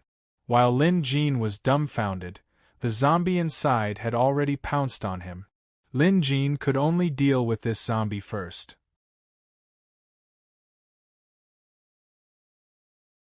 Chapter 551. The door was pushed halfway open. From this angle, Lin Jin could now see the zombie clearly. It was unknown how long this zombie had been in there, but its skin and flesh had already shrunk and dried up, like the bark of an old tree. In addition, its body was covered with white hair, and it looked as frightening as one could imagine. As for its clothes, they had long been corroded by the thick aura of death. At first glance, Lin Jin knew how dangerous this thing was. Hence, without hesitation, he raised his hand and struck the seal Xu Xiaolu gave him. When the seal struck the zombie, it dispersed like a blob of ink. Xu Xiaolu, who was already in the painting world, sensed it. Without hesitation, she invoked a spell with her fair fingers and the zombie was instantly sucked into the black hole formed by the ink. It disappeared without a trace. No! Only then did the corpse warrior react. He had a vague glimpse of the person who pushed open the door. It didn't seem to be his master. Although the person was also wearing a mask, it wasn't his master's Tao mask. Also, the person's physique didn't look like his master's either. Since it wasn't his master, the corpse warrior wasn't afraid. Especially when he suddenly realized that the zombie form he had spent 500 years refining was abducted. The corpse warrior exploded. "Give me back my body!" Priest Corpse roared out in rage.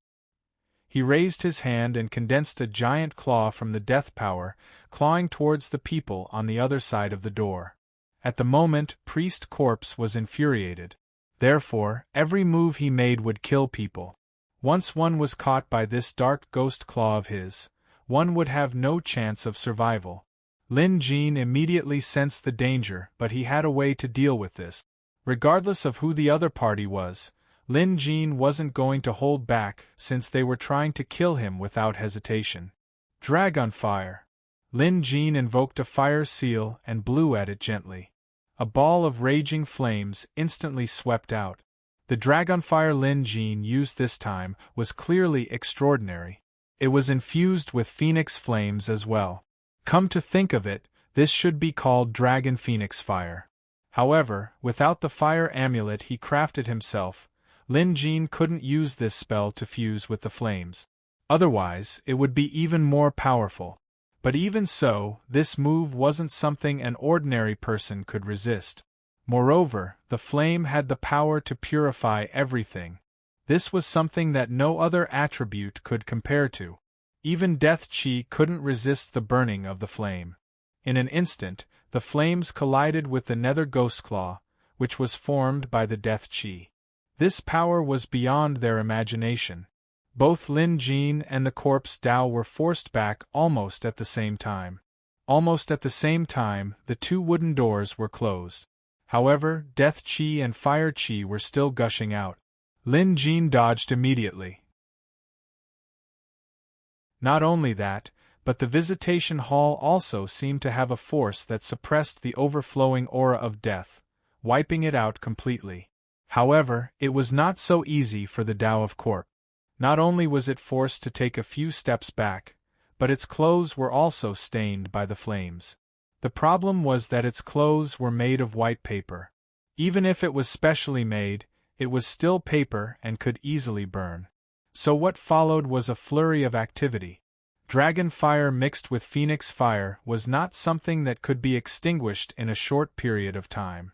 Appraiser Yen, the dark emissary, quickly rushed forward to put out the fire. Fortunately, the corpse cultivator was no ordinary person. After all, he was a super expert who had lived for hundreds of years. He managed to put out the fire with a strange and foul stench of blood. But even though the fire was extinguished, half of its white paper clothes were burnt. It was a pathetic sight to behold. Arg arg! At this moment, the corpse path let out an inhuman roar. It was about to go crazy. To be honest, this little wound was nothing to it. Even if the entire body of this white emissary zombie was burned out, it wouldn't care. What it cared about was the fact that the zombie body it had been refining for centuries had been taken away. Anyone would go crazy if this happened to them. Once a person went insane, they needed to vent their anger. The corpse Dao was the same. It immediately began slaughtering the members of the Demonic Appraisal Association. Fortunately, it knew Appraiser Yan's value, so it didn't go crazy enough to attack him. On the other hand, many of the unimportant minions died. Their blood was sucked out and they all died horribly. After venting its anger, the corpse Dao regained its composure. It spat out a cloud of blood mist which condensed in the air and transformed into a human figure wearing a beast mask. Find out who this person is. I want him to die without a burial place. The corpse Dao's voice was laced with murderous intent.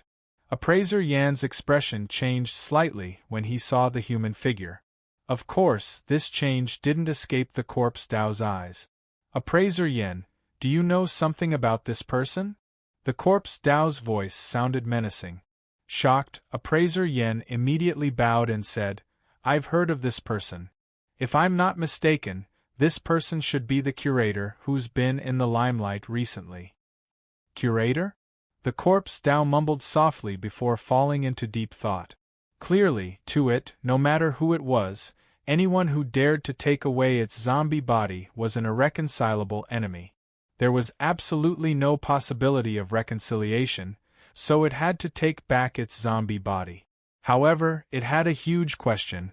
How did the curator enter its master's hidden realm? The corpse Dao couldn't figure this out.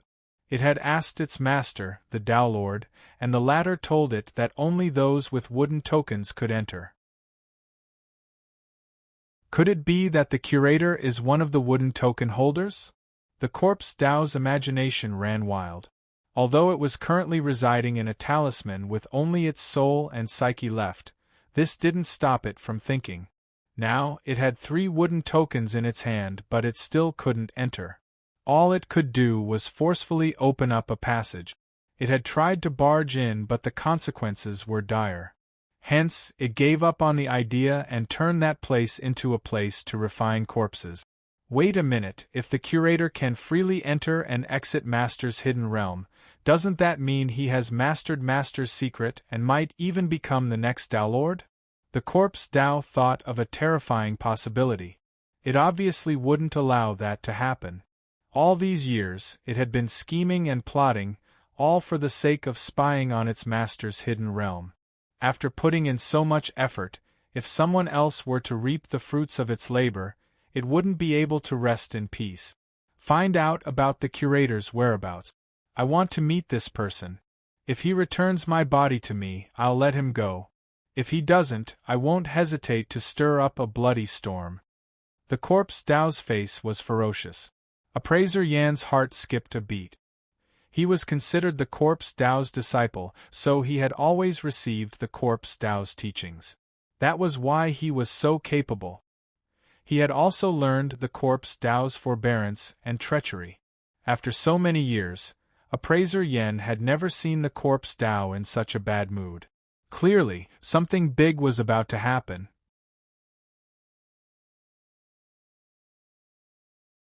Chapter 552. Appraiser Yan knew the corpse Dao's methods better than anyone else. After all, he had followed the man for more than 50 years and witnessed how the man single-handedly annihilated an intermediate country. As for smaller countries, there were plenty of them. Even now, many smaller and intermediate countries were affiliated with the Demonic Appraisal Association. Hence, if the corpse Dao said he would do whatever it took, a bloody storm would sweep across the world. Appraiser Yan was more than happy to see this happen. He knew that Lin Jin was the curator's disciple, and Lin Jin had always been at odds with the Demonic Appraisal Association. It wouldn't be a bad idea to settle the score with the man. The curator's whereabouts are hard to track down, but his disciple, Lin Jin, is currently in Heavenly Jade Academy. If we capture Lin Jin, we can definitely force his master out. Appraiser Yan revealed everything he knew. Heavenly Jade Academy is the sacred land of appraisers in Central Continent. So what? Others might be afraid, but I'm not. So what if it's a premium country? So what if it's Heavenly Jade Academy? I'm going to kill whoever I meet today. The corpse Dao's eyes were no longer calm. Appraiser Yan nodded. He had always thought that the Demonic Appraisal Association was too low profile. Now they could finally show off their strength. This was exactly what he wanted. More importantly, they had the strength to do so. Next, the Dao corpse immediately used the number 2 wooden tablet to forcibly open the number 2 wooden door, releasing a zombie beast from inside. This was the pet beast he had formed a blood contract with years ago. Similarly, it had been nourished by the aura of death for centuries and turned into a zombie beast. This time, no one obstructed the corpse Daoist, and the zombie beast was successfully brought out. Meanwhile, Lin Jin had wanted to open door number 2, but he only had 1 ink seal with him. Afraid that Xu Xiaolu wouldn't be able to handle the zombie, he hurried back to help. After entering Xu Xiaolu's painting world, the place had turned into a bone-chilling place. Snowflakes fluttered in the wind as the world froze over.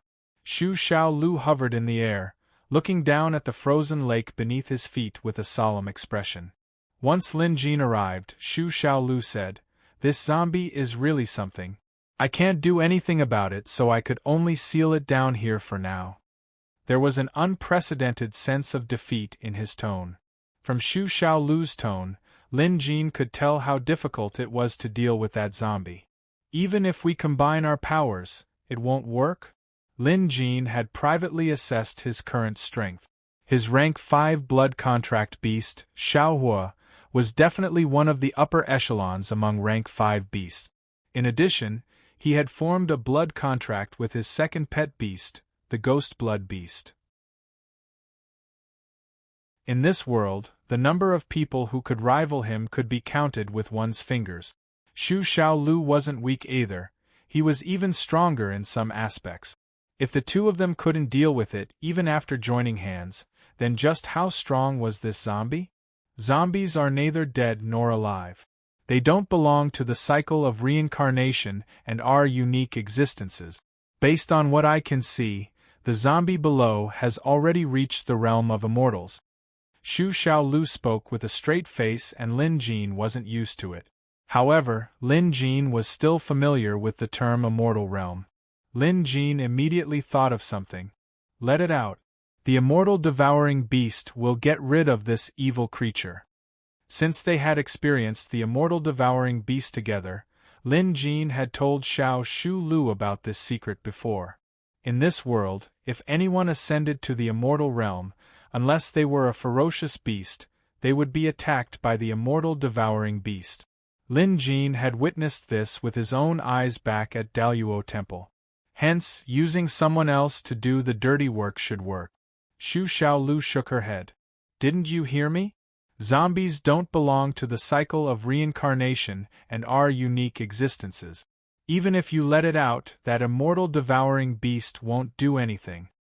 Lin Jin pondered for a moment and agreed.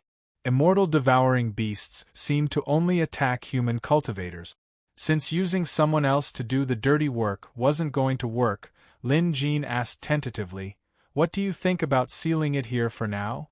Just as he said that, a loud rumble came from the frozen lake below. The ice began cracking and an aura of death seeped out from the cracks. Xu Xiaolu's expression darkened. Looks like sealing it won't work. Lin Jin, bring Shang'er in here. With the three of us working together, we might just be able to kill this zombie. Surprisingly, Lin Jin didn't dare to bicker with Xiao Shu, who was getting serious. He obediently accepted the ink seal from Xiao Shu and brought Shang'er back to the room. Shang'er was a rank 5 monster, so her strength wasn't inferior to Lin Jin's. With the three of them working together, they were the strongest team they could come up with. By then, the zombie had broken out of the ice and the aura of death began to seep into Xu Xiaolu's realm. This thing can't be left alive. Xu Xiaolu was the first to attack. She stood high above and with a grab, the surrounding rocks gathered together and began crushing the zombie's body. As though it was being crushed by the weight of a few mountains, a violent rumble came from below, and the lake water instantly collapsed. In Xu Xiaolu's painting world, her strength was undoubtedly the strongest. Changing the environment to create an attack was Xu Xiaolu's technique. In the next moment, the weather in the sky changed, and a bolt of lightning struck the zombie's head. With Xu Xiaolu's abilities, summoning lightning within the painting world could be considered her strongest attack. Evil creatures like zombies would definitely be afraid of this kind of lightning. Lin Jin and Shang'er exchanged a glance before attacking together.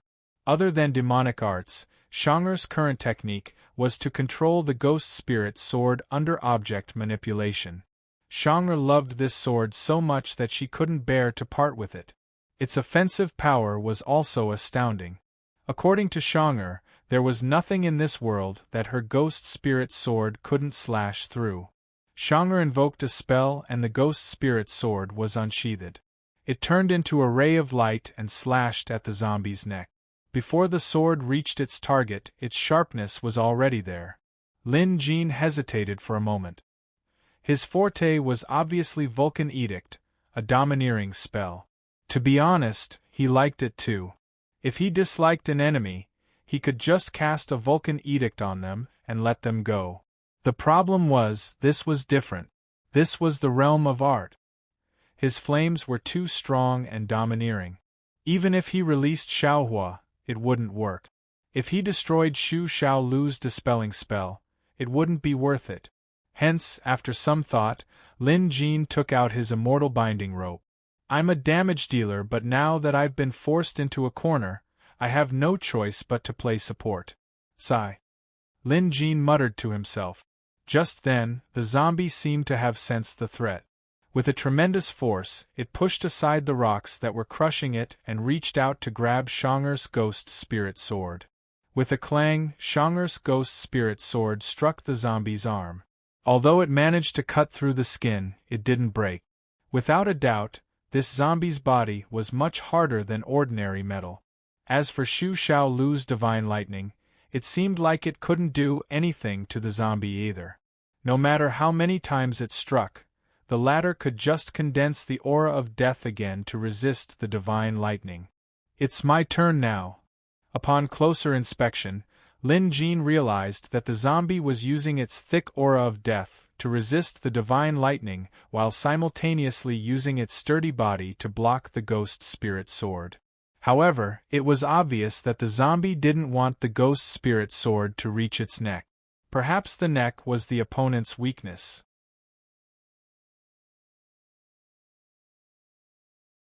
Chapter 553. Lin Jin felt that now was the perfect time to strike. Go! With a flick of his hand, the immortal binding rope shot out. Its speed was not the least bit slower than Shang'er's sword light. In the blink of an eye, the immortal binding rope had firmly bound the zombie. Although the zombie was resisting, even causing the immortal binding rope to creak, it was clear that the immortal binding rope was as reliable as ever, trapping the zombie in place. Shang'er, slash it! Lin Jin yelled.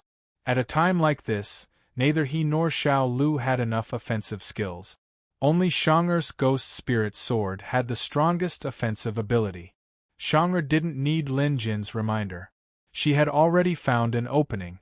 The ghost spirit sword sped up and slashed at the zombie's neck with tremendous force. The latter tried to dodge or block the attack, but was helpless against the immortal binding rope. There was a loud crash. The ghost spirit sword landed on the zombie's neck, cutting a third of its way in. Lin Jin took a look. Sure enough, it was a weak point. Although it couldn't be severed in one go, it was effective. Do it a few more times, Lin Jin yelled. Shang'er changed her spell and the ghost spirit sword flew out. It spun around and slashed again. This time, the zombie's neck was cut in half. Break it! Shang'er gritted her teeth and channeled all of her monster energy. As if there was an invisible hand holding onto the ghost spirit sword, she channeled even more power into it. With a crack, the zombie's neck snapped and it tumbled to the ground. Success! Shang'er's ghost spirit sword was indeed terrifying. Lin Jin laughed proudly. Xiaolu, on the other hand, remained calm and said, Zombies, be it beasts or humans, they are immortal. Cutting off their heads can only dampen their spirits, not kill them. Perhaps to prove Xiaolu's words, the decapitated zombie didn't collapse. Instead, it continued to struggle with all its might. A thick aura of death seeped out from its severed neck. This aura had even begun to corrode the surrounding environment, with Xiaolu's painting world being the most affected. It was as if a painting had been stained. Furthermore, this stain was slowly spreading and seeping into the depths of the painting. In the end, it was difficult to remove. But Xiaolu couldn't do anything about it now. Apart from that, the zombie's head that had been chopped off also let out a strange laugh at this moment. Black gas gushed out from the place where the head was chopped off, and it actually flew up with the head in an attempt to fly back to the body. Obviously, this matter could not be allowed to succeed. Shang'er immediately controlled the ghost spirit sword to slash at the zombie's head. However, no matter how many times Shang'er slashed at the zombie's head, it would always be wrapped in black gas and regenerate. Just like what Xiaolu said, zombies were immortal. Lin Jin really wanted to use fire, but unfortunately, this was the art world. In the next instant, Lin Jin had an idea. This zombie was extremely powerful, and he could only suppress it in Shu Xiaolu's painting world by relying on Shu Xiaolu's power. However, if he were to take the head out by himself, it shouldn't be a problem for him to burn it. Flames could purify everything. In particular, Lin Jin's flames were almost on par with the legendary true fire of immortals. He immediately explained the situation to Shu Xiaolu, and the latter nodded in agreement. Shu Xiaolu stretched out his hand and grabbed at the air, and the zombie head that was flying over was sucked into a rift, vanishing from sight. Then, with a sweep of her gaze, Lin Jin was transported out of the art world as well. Shu Xiaolu's Heaven and Earth ink was indeed impressive. Lin Jin's vision blurred for a moment before he found himself in a deserted wilderness. This place seemed to be quite a distance away from Tianxian Kingdom. Not far away, the zombie head appeared out of thin air. This was no longer the art world, so Lin Jin could cast fire spells at will. The zombie's head didn't have much consciousness. Now that it was transported out, Lin Jin couldn't find its body, so it immediately let out a furious and terrifying roar. "Where's my body? Where's my body?" Its words were muffled as if it was screaming in a strange voice. As it screamed, it pounced at Lin Jin. Dense black gas spread around its head. Plants that came into contact with it withered instantly. Even the rocks and other inanimate objects looked as if they had been weathered for decades, becoming filthy and mottled. Lin Jin mused, "This zombie is truly uncanny. Despite only having a head left, it's incredibly agile. Spells might not even hit its target." Xiao Hua. Lin Jin immediately changed tactics and summoned Xiao Hua to deal with the zombie. Xiao Hua was a Dharma body and a spirit of fire, so he shouldn't be afraid of the zombie's deathly aura. Lin Jin decided to let Xiao Hua fight it and see what the outcome would be. In an instant, a ball of flames flew out and took on Xiao Hua's appearance. Instead of transforming into a giant wolf, Xiao Hua maintained his normal size and bit down on the zombie's head. Even before he reached it, the scorching heat had already engulfed it. Sure enough, the zombie's head was afraid of fire. It spat out a mouthful of black blood in a futile attempt to put out the flames on Xiao Hua's body. The black blood was extremely viscous and carried a pungent stench. If an average person came into contact with it, they would be in deep trouble. Even Xiao Hua tried his best to avoid it. Only when the zombie's head was spitting out black blood did Xiao Hua pounce over and bite down on the zombie's face. His sharp teeth were like red-hot nails that could instantly crush a rock into pieces. However, the zombie's head was clearly tougher, so his sharp teeth only managed to pierce a little bit of its dark gray skin. However, Xiao Hua's attack didn't stop there. Boom! Xiao Hua spat out a ball of flames from his mouth. This ball of flames contained the power of 3 different types of flames. Just the sparks that flew out were enough to set the surroundings ablaze, turning everything within 100 meters into a sea of fire. Lin Jin stood 100 meters away, watching everything unfold. This was the advantage of having a pet beast. If he encountered a tough opponent, he could just use his pet beast. It would save him the trouble of fighting the enemy himself, which made things much safer. Just then, another ball of black energy erupted in front of him. However, it was soon suppressed by an even more ferocious flame and gradually dissipated into nothingness. "It's over."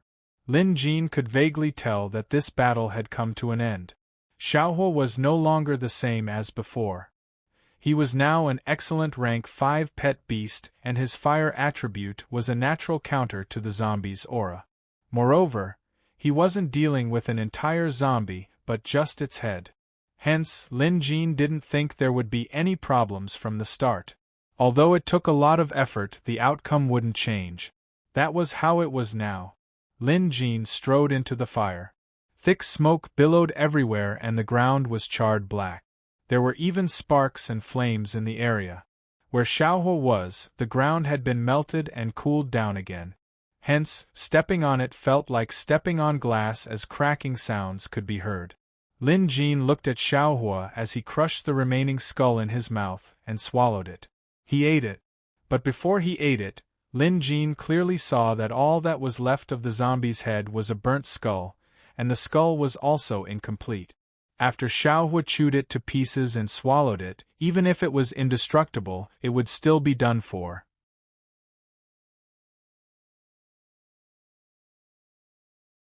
Chapter 554. Lin Jin was satisfied. The only problem was that Xiaohua felt disgusted after swallowing the skull. But that was fine too. Xiaohua's stomach was like a fiery hell. Even if there was any lingering aura of death, it would be completely destroyed in Xiaohua's stomach. Does it taste good? Lin Jin looked at Xiaohua, who was walking over, and asked for some reason. Xiaohua obviously wouldn't answer. After recalling his pet beast, Lin Jin looked around at the mess around him. He took out the water reservoir armor and activated it. Instantly, a strong wave of water vapor rippled out. Vaguely, the vapor condensed as if a large hand was soothing the surroundings. In an instant, the flames and smoke dissipated. Although it wasn't enough to restore vitality immediately, it wouldn't take long before this place was brimming with life again. Lin Jin then used his Cosmos ink to quickly return to Xiao Shu Lu's art world. When he returned, his surroundings had changed drastically. Below him, it was pitch black. The zombie's body was emitting a dark aura, corroding Xiao Lu's art world considerably. Xiao Lu was clearly out of tricks, and so was Shang'er. While Lin Jin was away, the zombie's body had also changed. Perhaps it sensed that its head had been destroyed. A hole opened up on the zombie's stomach. It looked like a mouth. Also, a pair of bloody eyes opened up on its nipples. Those evil eyeballs darted around in a horrifying manner. How could this be? Lin Jin was taken aback. This zombie's aura was several times stronger than before, completely incomparable to the head from before. Frankly speaking, even if Xiaohua were to fight this zombie outside, he probably wouldn't be able to win. This zombie's corpse energy has already reached its peak. It has already reached the immortal realm, and because the corpse energy is undying, the more you dismember it, the more powerful its remaining body will be. The previous method won't work. Xiao Lu's expression turned even more serious. Perhaps because of her past, she was wary of zombies like this. Then let's let it out and fight it to the death. Lin Jin felt that if the three of them worked together, they could at least put up a fight. Coupled with the fact that his flames were a natural counter to evil creatures like zombies, they stood a chance. Xiaolu shook his head. I've been suppressing its corpse chi all this time. If it were outside, its corpse chi and power would be 10 times stronger. No one would be able to fight it. This was not something Xiaolu said carelessly, it was the truth. In the art world, she could indeed suppress others, but if she couldn't even deal with an enemy in the art world, then it would be even more impossible for her to deal with them outside. Then what should we do? Shang'er was also anxious. She had already used all her skills, but whether it was her magic or the ghost spirit sword, she was unable to seriously injure the headless zombie. This headless zombie has turned into demonic energy. Looks like it lost its head, which led to its obsession, turning it into a demon. Lin Jin observed carefully.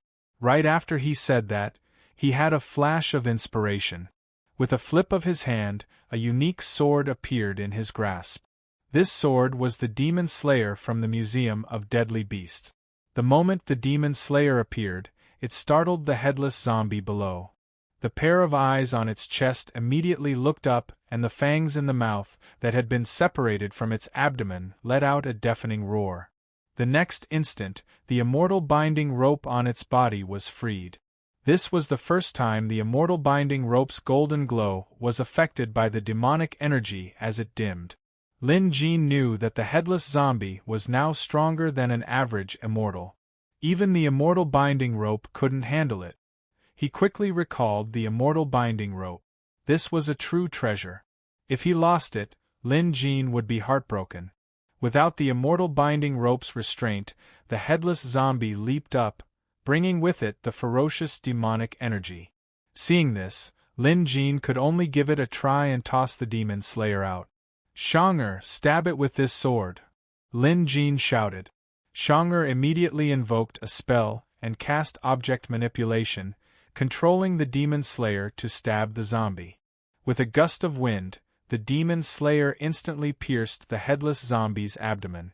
The demonic energy that even the ghost spirit sword couldn't pierce through was like a thin sheet of paper under the demon slayer, easily piercing through.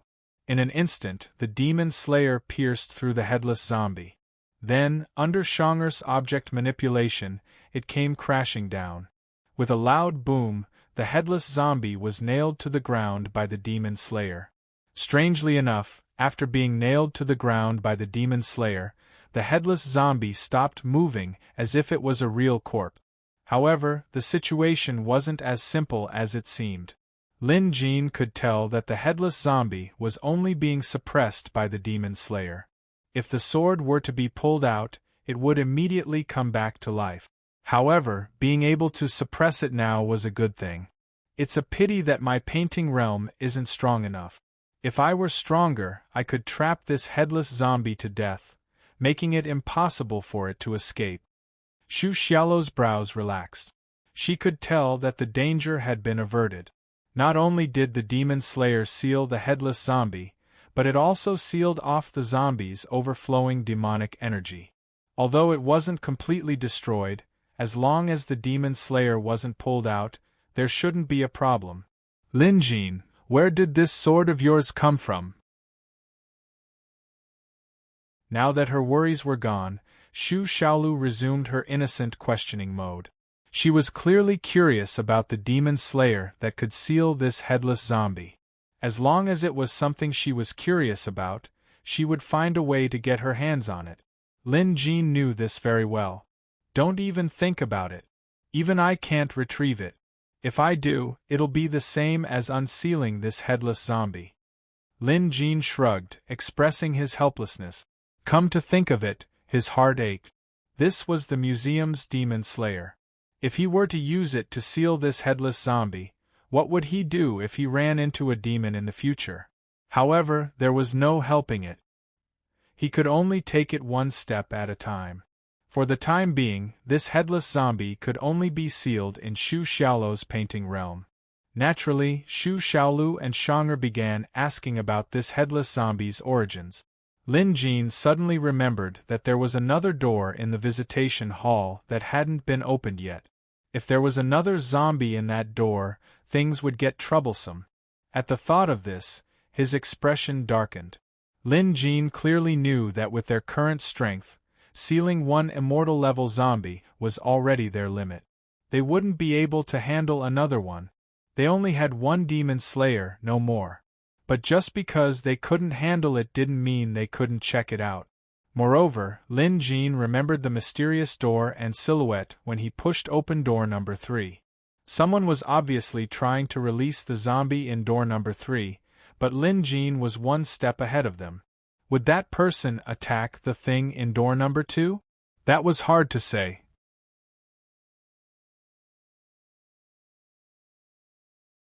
Chapter 555. Lin Jin deduced that the figure was most likely a member of the Demonic Appraisal Association. That was probably the reason why they went around seizing wooden tokens. At this, Lin Jin didn't have time to explain. He immediately opened the door to the visitation hall and entered. When he arrived at door number 2, Lin Jin took a deep breath and placed both hands on the door. When he pushed the door open, it was either empty or there was something inside. Instead, Lin Jin hoped that there was something inside. Because if it was empty, the Demonic Appraisal Association might have gotten to it first. This wasn't what Lin Jin wanted. No matter what, he had to open the door a little to see what was going on. At this, Lin Jin exerted more force. Just like the previous 2 times, Lin Jin was already familiar with the process. Hence, he managed to push the door open smoothly, leaving a gap that was as wide as a palm's width. He immediately sensed an aura of death. However, it wasn't as dense as it seemed. Since there was an aura of death, it meant that there was a zombie inside. Lin Jin immediately perked up. However, he soon realized that other than some lingering aura of death, there was nothing else behind door number 2. At this discovery, Lin Jin's heart sank. This was bad. In a situation like this, there was lingering aura of death but no zombie inside. This meant that someone had gotten to it first. Lin Jin was frustrated. However, there was nothing he could do about it. He had already snatched one, so he didn't have the time to deal with the other one. Even if the Demonic Appraisal Association hadn't taken it away, Lin Jin wouldn't have been able to deal with it. The previous one was already dangerous enough.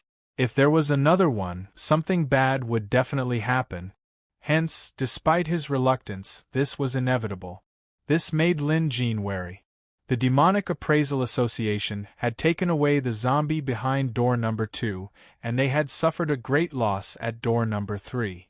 In addition to the grudge between them, Lin Jin had to be on his guard. Who knew, they might already be preparing for revenge. Lin Jin sighed. He could only deal with the situation as it came. Fortunately, he had plenty of powerful helpers on his side, and they were all within Tianqian Royal City. Even if the Demonic Appraisal Association wanted to invade, they would have to think twice. Even if they did, Lin Jin wasn't afraid. At most, they would just have to fight it out. Lin Jin returned to Peach Blossom Residence, where Little Library and Shang'er were already waiting for him. This time, Lin Jin told them about the Demonic Appraisal Association. As for where the zombies came from, Lin Jin could only drag Curator into it. After beating around the bush for half a day, Lin Jin finally managed to deceive him. Upon hearing that someone would be coming for revenge, and that the other party was a powerful one at that, Shang'er was elated. This way, Lin Jin wouldn't chase her away. Xu Xiaolu, on the other hand, looked excited. It was obvious that she enjoyed fighting. However, Lin Jin felt that it was better to plan ahead. He asked Shang'er if Big Yellow had woken up. In less than 10 minutes, a figure flew out of Peach Blossom House, heading straight for Jade Dragon Kingdom. Lin Jin instructed Shang'er to bring Goldie over as soon as possible. Of all the beasts Lin Jin had, Goldie was undoubtedly the one with the greatest potential. If this rooster with the Golden Crow's bloodline went all out, even Lin Jin might not stand a chance. Moreover, Goldie's flames were different from Xiaohua's. The enemy might have zombies as well, so bringing Goldie over was definitely the right choice. If time allowed, Lin Jin would even get Zhao Jingyan to come as well. Zhao Jingyan's pet beast, the phoenix, was equally powerful. With Lin Jin's help, no matter who came looking for trouble, they would be served with a fire that could burn them to ashes. Truth be told, Lin Jin was a little intimidated by zombies. They were invulnerable to weapons, water, and fire. Even if he brought Goldie and Zhao Jingyan here, they might not be able to handle them. But now, Lin Jin had no other choice. As the saying went, know thyself and thy enemy. Suddenly, Lin Jin remembered something else. That was the zombie itself. Now, Lin Jin could basically confirm that Daolord once owned the Visitation Hall and even the Museum of Deadly Beasts. This would explain how he became the world's #1 expert back then. If that was the case, only someone related to Daolord could refine zombies in the Visitation Hall. Among those related to Daolord, the only one who could be related to the word zombie was one of his 6 disciples, a corpse cultivator of the 6 beasts. Lin Jin's heart lit up. That's right. This was a direction. Now, it seemed that the corpse cultivator was the only one who could possibly refine zombies. Lin Jin had once crossed paths with the insect cultivator of the 6 beasts, and they even fought to the death. In the end, he managed to kill the insect cultivator by sheer luck, and that was how he obtained the immortal binding rope. Since they were Daolord's disciples, they must have lived for at least several hundred years. Lin Jin couldn't afford to underestimate such existences. He had to plan ahead and plan ahead. Perhaps Daolord's heavenly tome contains information about his disciples. If that's the case, I must borrow Daolord's heavenly tome as soon as possible, Lin Jin mumbled to himself. But before that, he had one more thing to do. And that was to inform Zhao Jingyan. Lin Jin couldn't wait for the visitation hall to reopen, as that would take a few more days. He thought of an idea. Since he could already open doors number 2 and 3, he might be able to open door number 12 too. Number 12 was Zhao Jingyan's wooden door. As for what would happen after he opened it, Lin Jin had no idea. But there was no harm in trying. In any case, Lin Jin was now addicted to pushing doors. Entering the visitation hall once more, Lin Jin put on the curator's mask and walked up to door number 12. He reached out to push it open. Open! Crimson flames erupted from Lin Jin's body. With his previous experience of opening doors number 2 and 3, Lin Jin easily pushed door number 12 open. He really did it. Lin Jin was overjoyed. He had just stumbled upon another secret of the visitation hall. As the curator, he could actually push open other visitors' doors. Although he didn't know what this was for, Lin Jin thought it was a good start. Behind door number 12 was a mysterious space. Lin Jin stepped inside. Although it was pitch black all around, he could see something flickering in and out of sight not too far away. It was wooden token number 12. Lin Jin perked up and reached out to grab it. Strangely enough, there was nothing here, but Lin Jin's hand was met with an endless resistance. For the first time, Lin Jin was forced back. That resistance was clearly stopping him from getting closer to wooden token number 12. However, Lin Jin could now get a clearer look. It was as if there was a layer of glass shrouded in mist. On the other side of the glass was a silhouette whose figure resembled Zhao Jingyan. Wooden token number 12 was hidden in her dress. Lin Jin had a rough idea. This time, Lin Jin mustered all his strength and extended his hand as if trying to pierce through a transparent wall of air. This time, Lin Jin was using all his strength. His body was inching closer and closer to the wooden plaque. When he was about 2 feet away, Lin Jin knew he couldn't get any closer. This place had already reached his limit.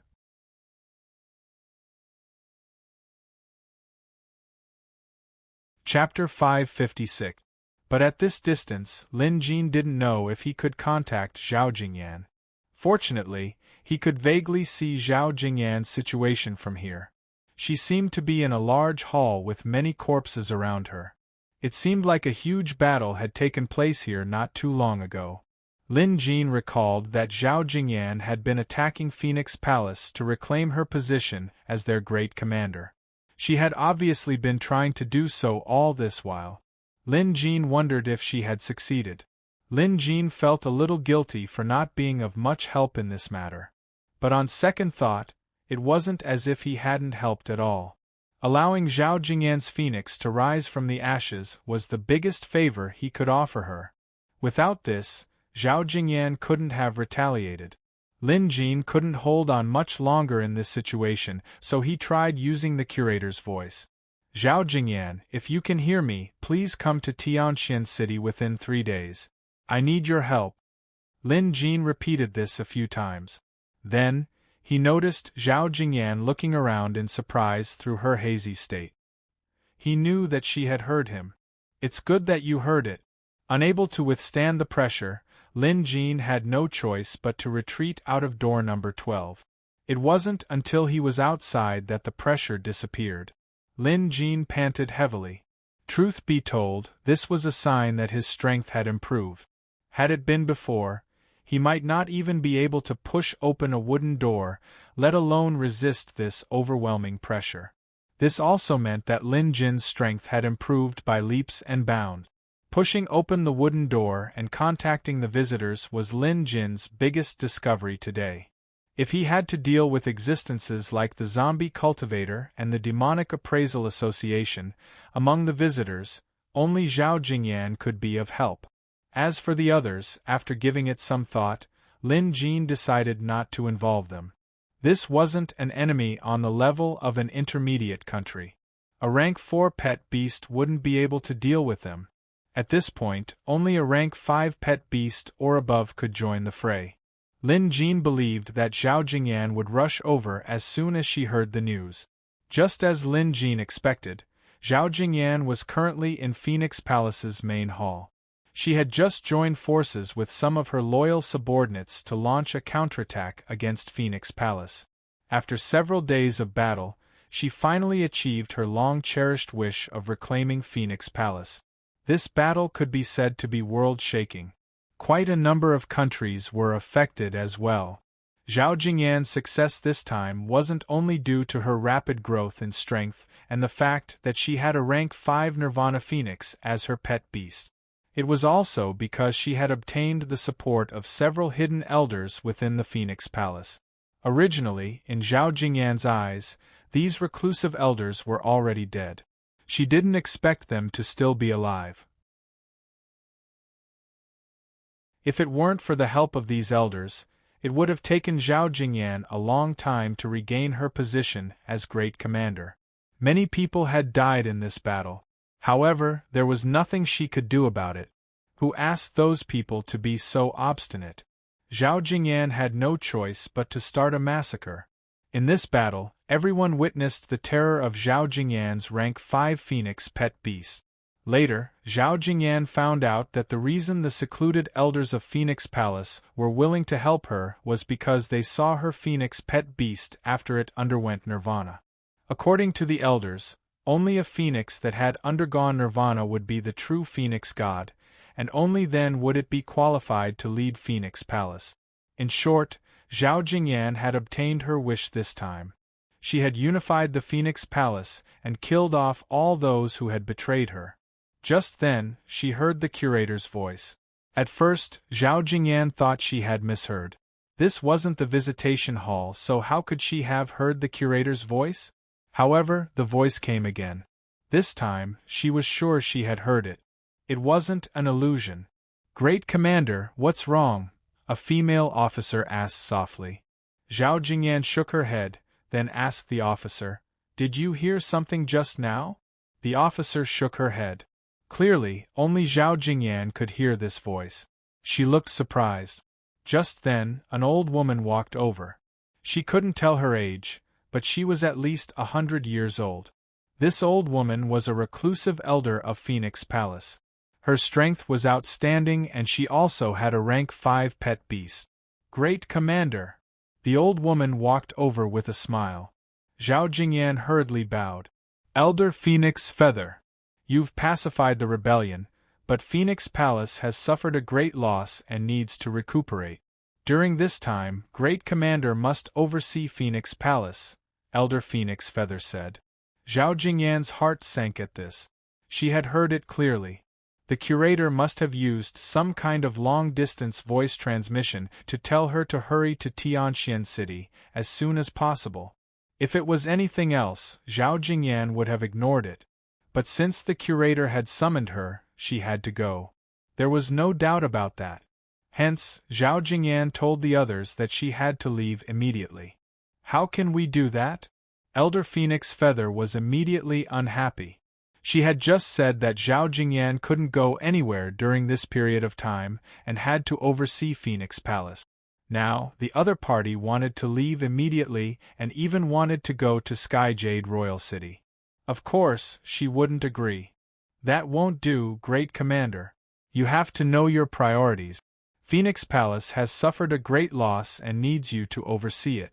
As the Great Commander, how can you leave now? You have to look at the bigger picture." Elder Phoenix Feather's face was filled with anger, and her words carried a hint of reprimand. Zhao Jingyan naturally knew this. She sighed, "Elder Fengyu, it's because Jing Yan knows what's important and what's not, that's why I must go." "What did you say?" Elder Phoenix Feather frowned, as if she couldn't believe that Zhao Jingyan would be so stubborn.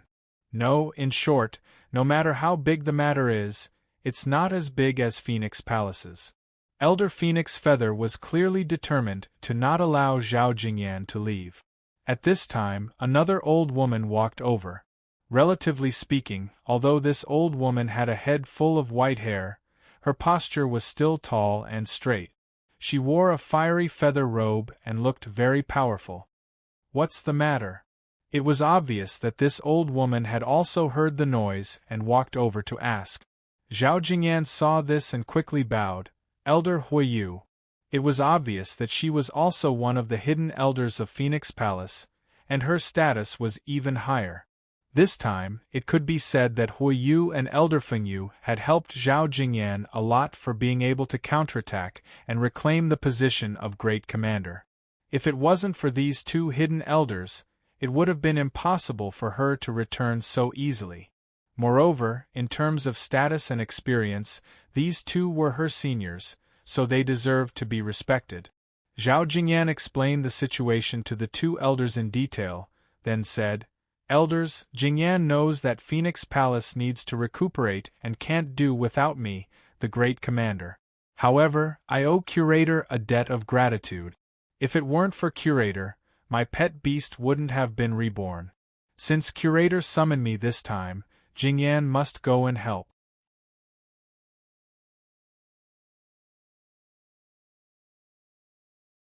Chapter 557. Hearing the truth, the two elders furrowed their brows. Obviously, Elder Feng Yu still stubbornly believed that Zhao Jingyan, as the great commander of Phoenix Palace, shouldn't be out at this time. Elder Hui Yu said in a deep voice, "I have heard of the curator's name. Previously I thought it was strange. Jing Yan, it's impossible for you to make a phoenix undergo nirvana by yourself. Let's not talk about you, even Feng Yu and I might not be able to do it. That curator actually understands the habits of phoenixes and knows the path of nirvana. He is a true expert of the present age. Since you are indebted to the curator, he has summoned you to clean up. Go, leave Phoenix Palace to me and Elder Feng Yu." Hearing this, Zhao Jingyan was overjoyed and hurriedly bowed to express her thanks. Elder Feng Yu was shocked and had a puzzled expression. "Elder Hui Yu." The latter waved her hand, indicating that she would speak later. Although Elder Feng Yu was unhappy, she could only swallow her anger and wait until Zhao Jingyan left on Phoenix Palace's phoenix feathered flying beast before she couldn't help but ask. Elder Hui Yu said, "This matter isn't that simple. You've also seen the phoenix beast after Jing Yan underwent nirvana. Her strength has increased by more than several times. To be honest, neither you nor I can do such a thing. This means that the curator is no ordinary person. Not long ago, I faintly felt an invisible force invading the Phoenix Palace through some unique method. I was unable to touch this invisible force, much less stop it. Now, it seems that it was the curator's method to notify Jing Yan." Elder Hui Yu said, "Let me ask you, such a top expert might have already surpassed Phoenix Palace. It's definitely not a good thing to offend him. On the contrary, if we can continue to be on good terms, it will be a great blessing for Phoenix Palace." When Elder Feng Yu heard these heartfelt words, she was silent for a moment before nodding. Obviously, she also approved of it. "Feng Yu, you and I are already old and don't have much lifespan left. We originally thought that we could live in seclusion for a few years, but we didn't expect to encounter internal strife in Phoenix Palace. This can be considered a catastrophe. Now that Phoenix Palace's vitality has been greatly damaged, if news of this spreads, it will definitely be spied on by some former enemies. Even if Jing Yan is in charge, how long can she hold on? If we can pull in a strong external aid, Phoenix Palace will be able to survive this disaster." Clearly, Elder Hui Yu was thinking further. Elder Feng Yu pondered for a moment and had no choice but to nod. "But from what I heard from Jing Yan, that curator seems to have encountered some trouble. What if our Phoenix Palace is implicated?" Elder Feng Yu voiced out another layer of worry.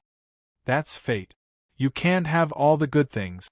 Sometimes, luck is also very important." Elder Hui Yu laughed. "Let's do it this way. During this period of time, we'll guard Phoenix Palace and inquire about the situation in Tianxian Royal City. In my opinion, something big is probably going to happen there soon." After exiting the visitation hall, Lin Jin secretly changed into the curator's outfit. He was going to visit Emperor Feng Junwu of Tianxian as the curator and borrow the heavenly tomes of the Tao Lord. To Lin Jin, this was an urgent matter. Along the way, Lin Jin had thought of someone who could help him deal with the corpse cultivator and the demonic appraisal association. He had fought the abbot of Daluo Temple before, and he knew that the abbot was a true expert. Each of his 4 guardian beasts was at rank 5, and each of them could rival a premium country in terms of combat power. If he could invite the abbot of Daluo Temple, Lin Jin felt his chances of success would increase. But the problem was that he was too far away to inform the abbot. Moreover, after giving it some thought, Lin Jin knew that he couldn't invite the abbot as Lin Jin, so he had to use the curator's identity. However, he had used the curator's identity to cause trouble at Daluo Temple. Although they had reconciled, who knew what the abbot was thinking after the incident? Moreover, Lin Jin's attitude as the curator back then was that he was the second strongest in the world. Asking for help now would be too degrading. The main problem was that he didn't have enough time. Tianxian Royal City was too far away from Daluo Temple, and the trip would take up a lot of time. As he pondered, Lin Jin arrived outside Tianxian Palace. Someone came up to question him, and Lin Jin revealed his identity. Someone immediately went to report the matter. Soon, Lin Jin saw Yan Quan, the chief steward of Emperor Heavenly Jade, hurrying over. "Are you curator?" Yan Quan sized up Lin Jin. Wearing a Beast King mask and a long robe, Yan Quan stood tall and imposing. Just by looking at him, one could tell that he was extraordinary. "Yes, I'm here to pay a visit to Emperor Heavenly Jade," Lin Jin said. After all, he was now playing the role of the curator, and he was experienced in this. Experts had the bearing and the way they spoke. After the incident at Daluo Temple, Lin Jin's acting was flawless this time. "Curator, please." Yan Quan was someone who had seen the world, but now, facing the curator, he felt an inexplicable sense of oppression. So much so that Yan Quan didn't dare to look at the curator's mask. Yan Quan was currently leading the way while Lin Jin trailed behind. Behind them were some guards and pet beasts, probably afraid that something might go wrong. Besides that, Lin Jin could feel the undercurrents around him. Many experts were lying in ambush. Lin Jin understood this well. If he were the emperor, he would be wary of meeting a peerless expert even if he already knew that the person was coming. If this was Daluo Temple, Lin Jin would have released his aura to suppress all beasts within several hundred meters of him. Even those who were further away would be affected and frightened by his aura. However, Lin Jin was here as a guest to borrow the Daelord's heavenly tome, so he couldn't be so overbearing. Hence, Lin Jin ignored their petty actions and followed Yan Quan. When they arrived at a large hall, Yan Quan had Lin Jin wait while he went in to inform the curator. Lin Jin nodded. After Yan Quan went in, Lin Jin was left standing alone outside the hall. It might seem quiet, but there were many powerful auras around. This was clearly different from the last time they met Lin Jin. Last time, it was casual, but this time, it was as if he was facing a formidable enemy. Fortunately, Yan Quan soon came out to invite Lin Jin in. Once Lin Jin entered the hall, he suddenly stopped in his tracks, because there was an invisible pressure on the empty ground in front of him. Lin Jin didn't sense it, but the door to the guest hall behind him vibrated. There was clearly something fishy up ahead. Lin Jin figured it was some kind of formation. Once inside, as long as someone activated it, it would immediately turn into a killing formation. But Lin Jin wasn't afraid. No matter how powerful a killing formation was, as long as he opened the visitation hall, he could escape. Hence, after a moment of hesitation, Lin Jin let out a hearty laugh and strode forward. Emperor Feng Junhua's heart skipped a beat when he saw this from his throne. As the emperor, how could he not know that the curator had noticed something amiss? However, the man was bold and fearless. This made Feng Junhu feel a chill down his spine.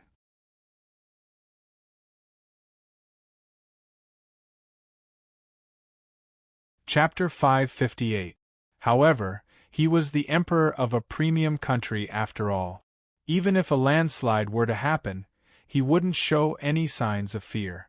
Lin Jin stood in the center of the formation, standing right in front of the butcher's knife. He greeted, "Greetings, Emperor Tianxian." His bearing was impressive. Feng Junwu said, "I've long heard of Curator's great name. Now that I've met you today, you truly live up to your reputation." This opening wasn't creative at all. It was just average. "Your Majesty, you flatter me. I believe my disciple, Lin Jin, has already told Your Majesty why I'm here. I would like to borrow Lord Daoist's heavenly tome." Lin Jin's tone was much more domineering. After all, he was the curator now, and this was how he behaved. Direct and domineering. "That's right. Appraiser Lin has indeed told me about it, but—" Before Feng Junwu could finish, Lin Jin interrupted, "Your Majesty, please don't worry. I won't be taking Lord Daoist's heavenly tome away. Also, I will certainly reward you accordingly. Whether it's for beast evaluation or treatment, you may request for it." Lin Jin's tone was arrogant, but no one doubted his words since he was the curator. Feng Junwu had wanted to raise some conditions, but he didn't expect the curator to be so direct. "You can be so arrogant just because you're strong. Who else would dare to say something like this in front of me?" Feng Junwu grumbled inwardly. Truth be told, curator had to be roped in. If they could be friends, they couldn't afford to be enemies. A person who could invade Daluo Temple alone, and was escorted down the mountain by Daluo Temple's abbot and other eminent monks, was someone even the heavenly spiral country wouldn't dare to provoke. Borrowing Lord Daoist's heavenly tome wasn't a big deal. However, this was a premium country after all. They couldn't just borrow Lord Daoist's heavenly tome on a whim. Even if it was for the sake of their reputation, they had to make the other party pay the same price. At this, Feng Junwu smiled. "What do you have in exchange, curator?" Lin Jin already had a plan for this. With a fling of his arm, he tossed something over to the throne. It was a small pouch about the size of a palm. It was bulging and obviously filled with a lot of things. "This is a pouch of beast food. It has its uses. In times of crisis, it can multiply the pet beast's strength. I think this should be enough," Lin Jin said nonchalantly. What he gave out was naturally a small bag of vigor pills. It was something produced by the Museum of Deadly Beasts Feed Mill. This was the most common, so Lin Jin didn't mind giving away a small bag. In his eyes, it was dispensable, but in the eyes of others, it was different. What kind of person was Feng Junwu? He was very knowledgeable, but even he had never heard of this kind of beast food in this world. He didn't go to get it himself. The mysterious servant behind him went forward and picked up the bag. After opening it, he took out a great strength pill and sniffed it. His eyes immediately flashed. Her excitement didn't escape Lin Jin's observation. The eunuch handed over the beast food in his hand and secretly winked at Feng Junwu. Feng Junwu calmed down when he saw this. There is no doubt that the thing given by the curator is a good thing. This has already been proven. In the Merak Imperial Palace, even Yen Quanquan didn't know that the person Feng Junwu trusted the most and relied on the most was this ordinary little internal official. Only the Emperor, Feng Junwu, knew the identity of the eunuch. No one else, not even the princes and ministers, knew about it. Simply put, as long as the internal official nodded, Feng Junwu wouldn't suspect anything. Curator's generosity is enough to show his sincerity. "All right, in that case, I'll have someone fetch the divine book for you to take a look." Having said that, Feng Junwu immediately arranged for someone to fetch it. Upon hearing this, Lin Jin felt relieved. No matter what, this matter was finally settled. As long as he could borrow Daolord's divine book, everything else didn't matter. Lin Jin was filled with anticipation. He hoped to see something valuable from Daolord's heavenly scroll, including his 6 disciples.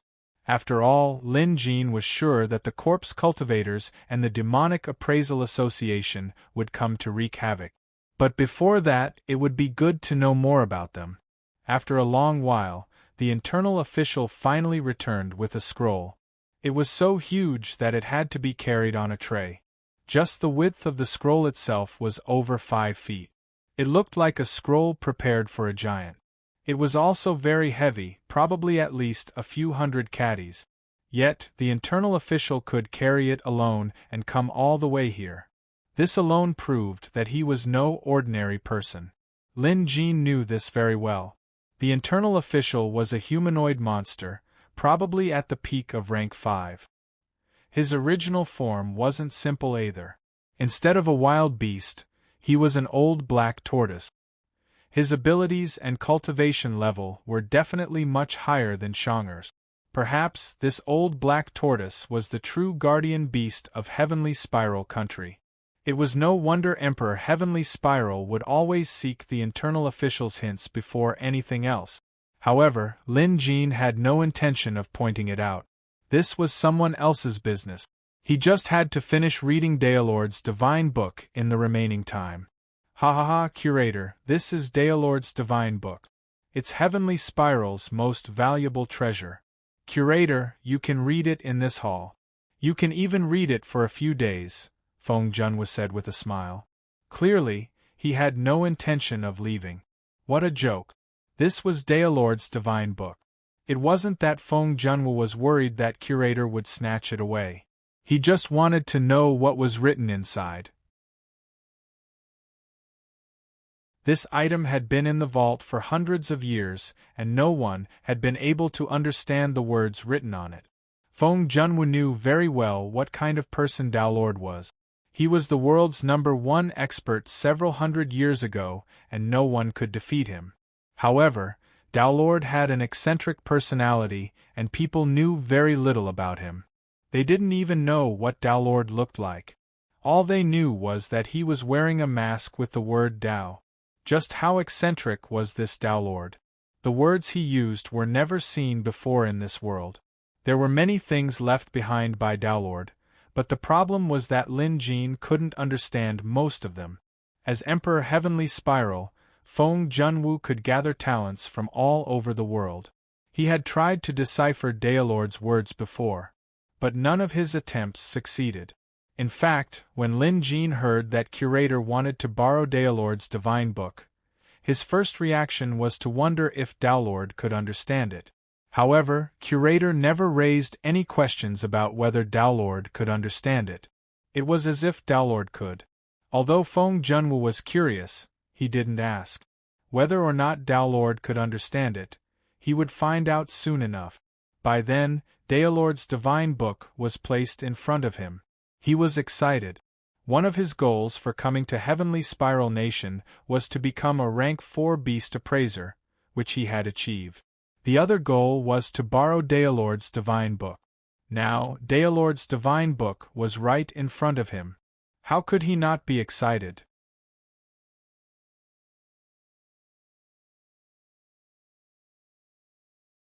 Chapter 559. Without further ado, Lin Jin saluted the attendant and eagerly opened the heavenly scroll. The eunuch wasn't surprised. Last time, he already knew that Lin Jin had seen through him.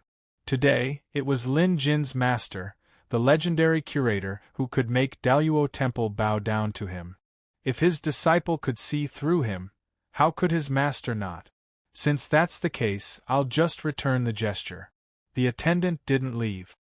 He stood beside Lin Jin and stared at the Daelord's heavenly scroll.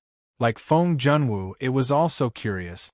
In particular, the little inner official had seen the Dao monarch with his own eyes. They even knew each other. Because of this, the little inner official knew the Dao monarch's methods very well. There was no doubt that the Dao monarch's heavenly book contained a shocking secret. It might be some kind of cultivation method.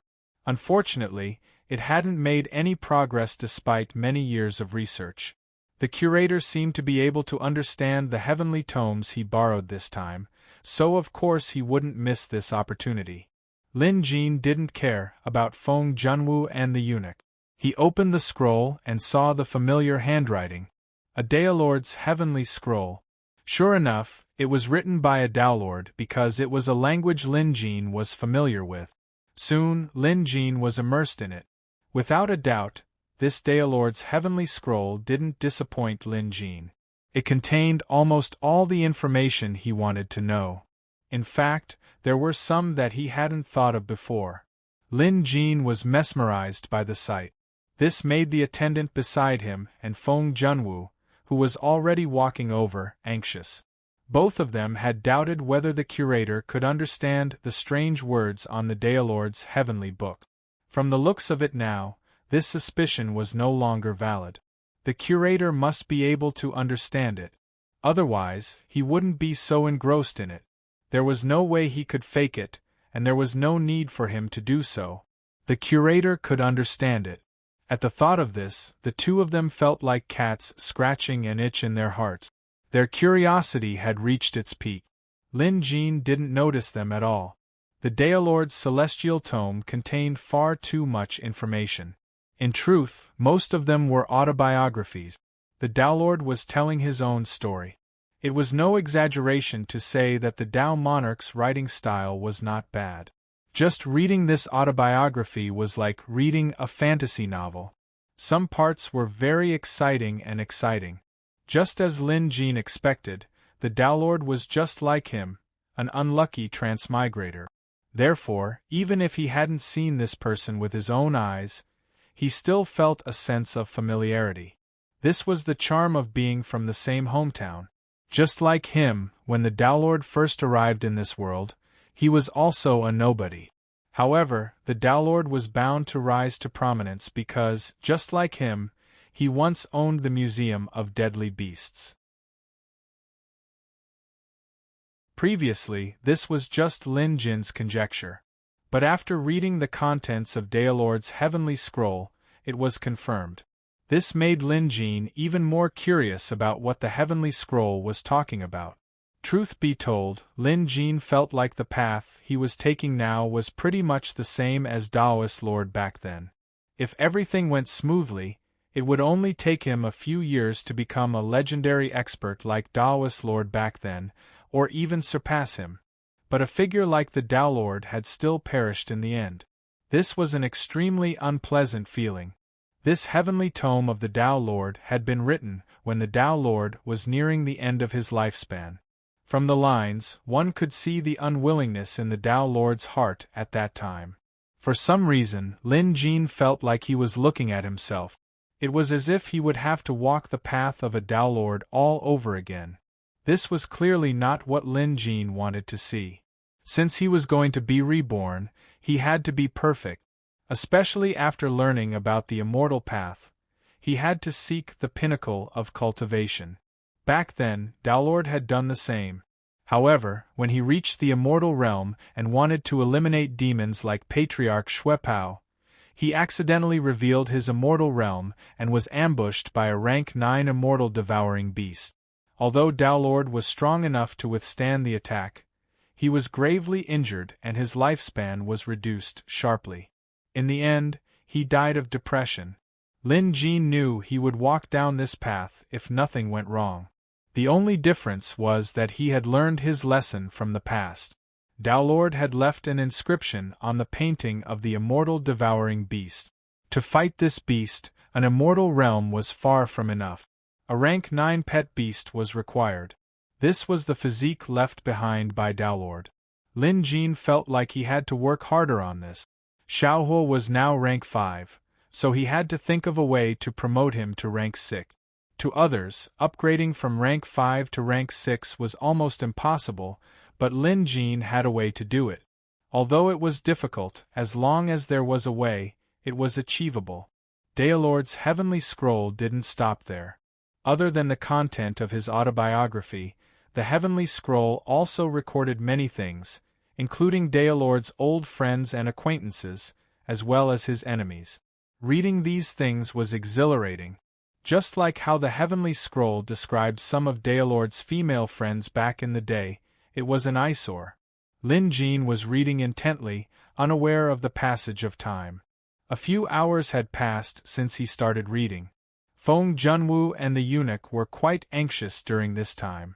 They were now certain that curator could understand it.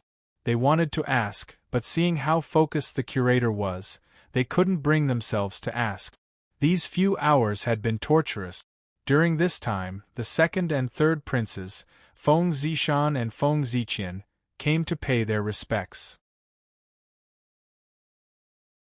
In fact, they had heard that curator was here, so they came to check things out. In the end, Feng Junwu completely ignored them. Given Feng Junwu's state of mind, he could easily guess what his two sons were thinking. However, he was too anxious to care about them. Hence, he asked them to wait outside. After all, wasn't Feng Junwu waiting outside as well? However, Feng Junwu had clearly underestimated how long curator was reading Daelord's Heavenly Scroll. The Heavenly Scroll contained too much information, more than 100,000 words. Some of them were about the Museum of Deadly Beasts and the Visitation Hall's secret. Other than that, there was also information about Daelord's 6 disciples. Lin Jin was immersed in reading about the Museum of Deadly Beasts and the Visitation Hall's secret.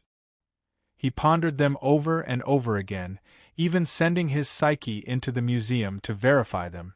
This took a lot of time. Little did he know that he would end up in a meditative state for 2 days. After 2 days, Feng Junwu couldn't take it anymore. He went back to sleep, leaving the little attendant to wait by his side. The little attendant was a black tortoise, so he could naturally tell that the curator was in a mysterious meditative state. Of course, he wouldn't disturb him. Not only would he not disturb him, even if others, such as Feng Junwu, wanted to disturb him, the little attendant would stop them. Others might not understand this state, but the attendant knew it well. However, to everyone's surprise, what was supposed to be a sunny day was suddenly replaced by a layer of gray clouds rapidly approaching. A few wild geese were flying in the sky when they accidentally bumped into this gray fog. In an instant, their blood was sucked dry and they fell to the ground as dried corpses. Wherever the gray fog passed, the stench of death spread and life was cut off. You're tuning in to the Phoenix Nights YouTube channel. Don't forget to subscribe and join us on this journey to catch the most captivating stories.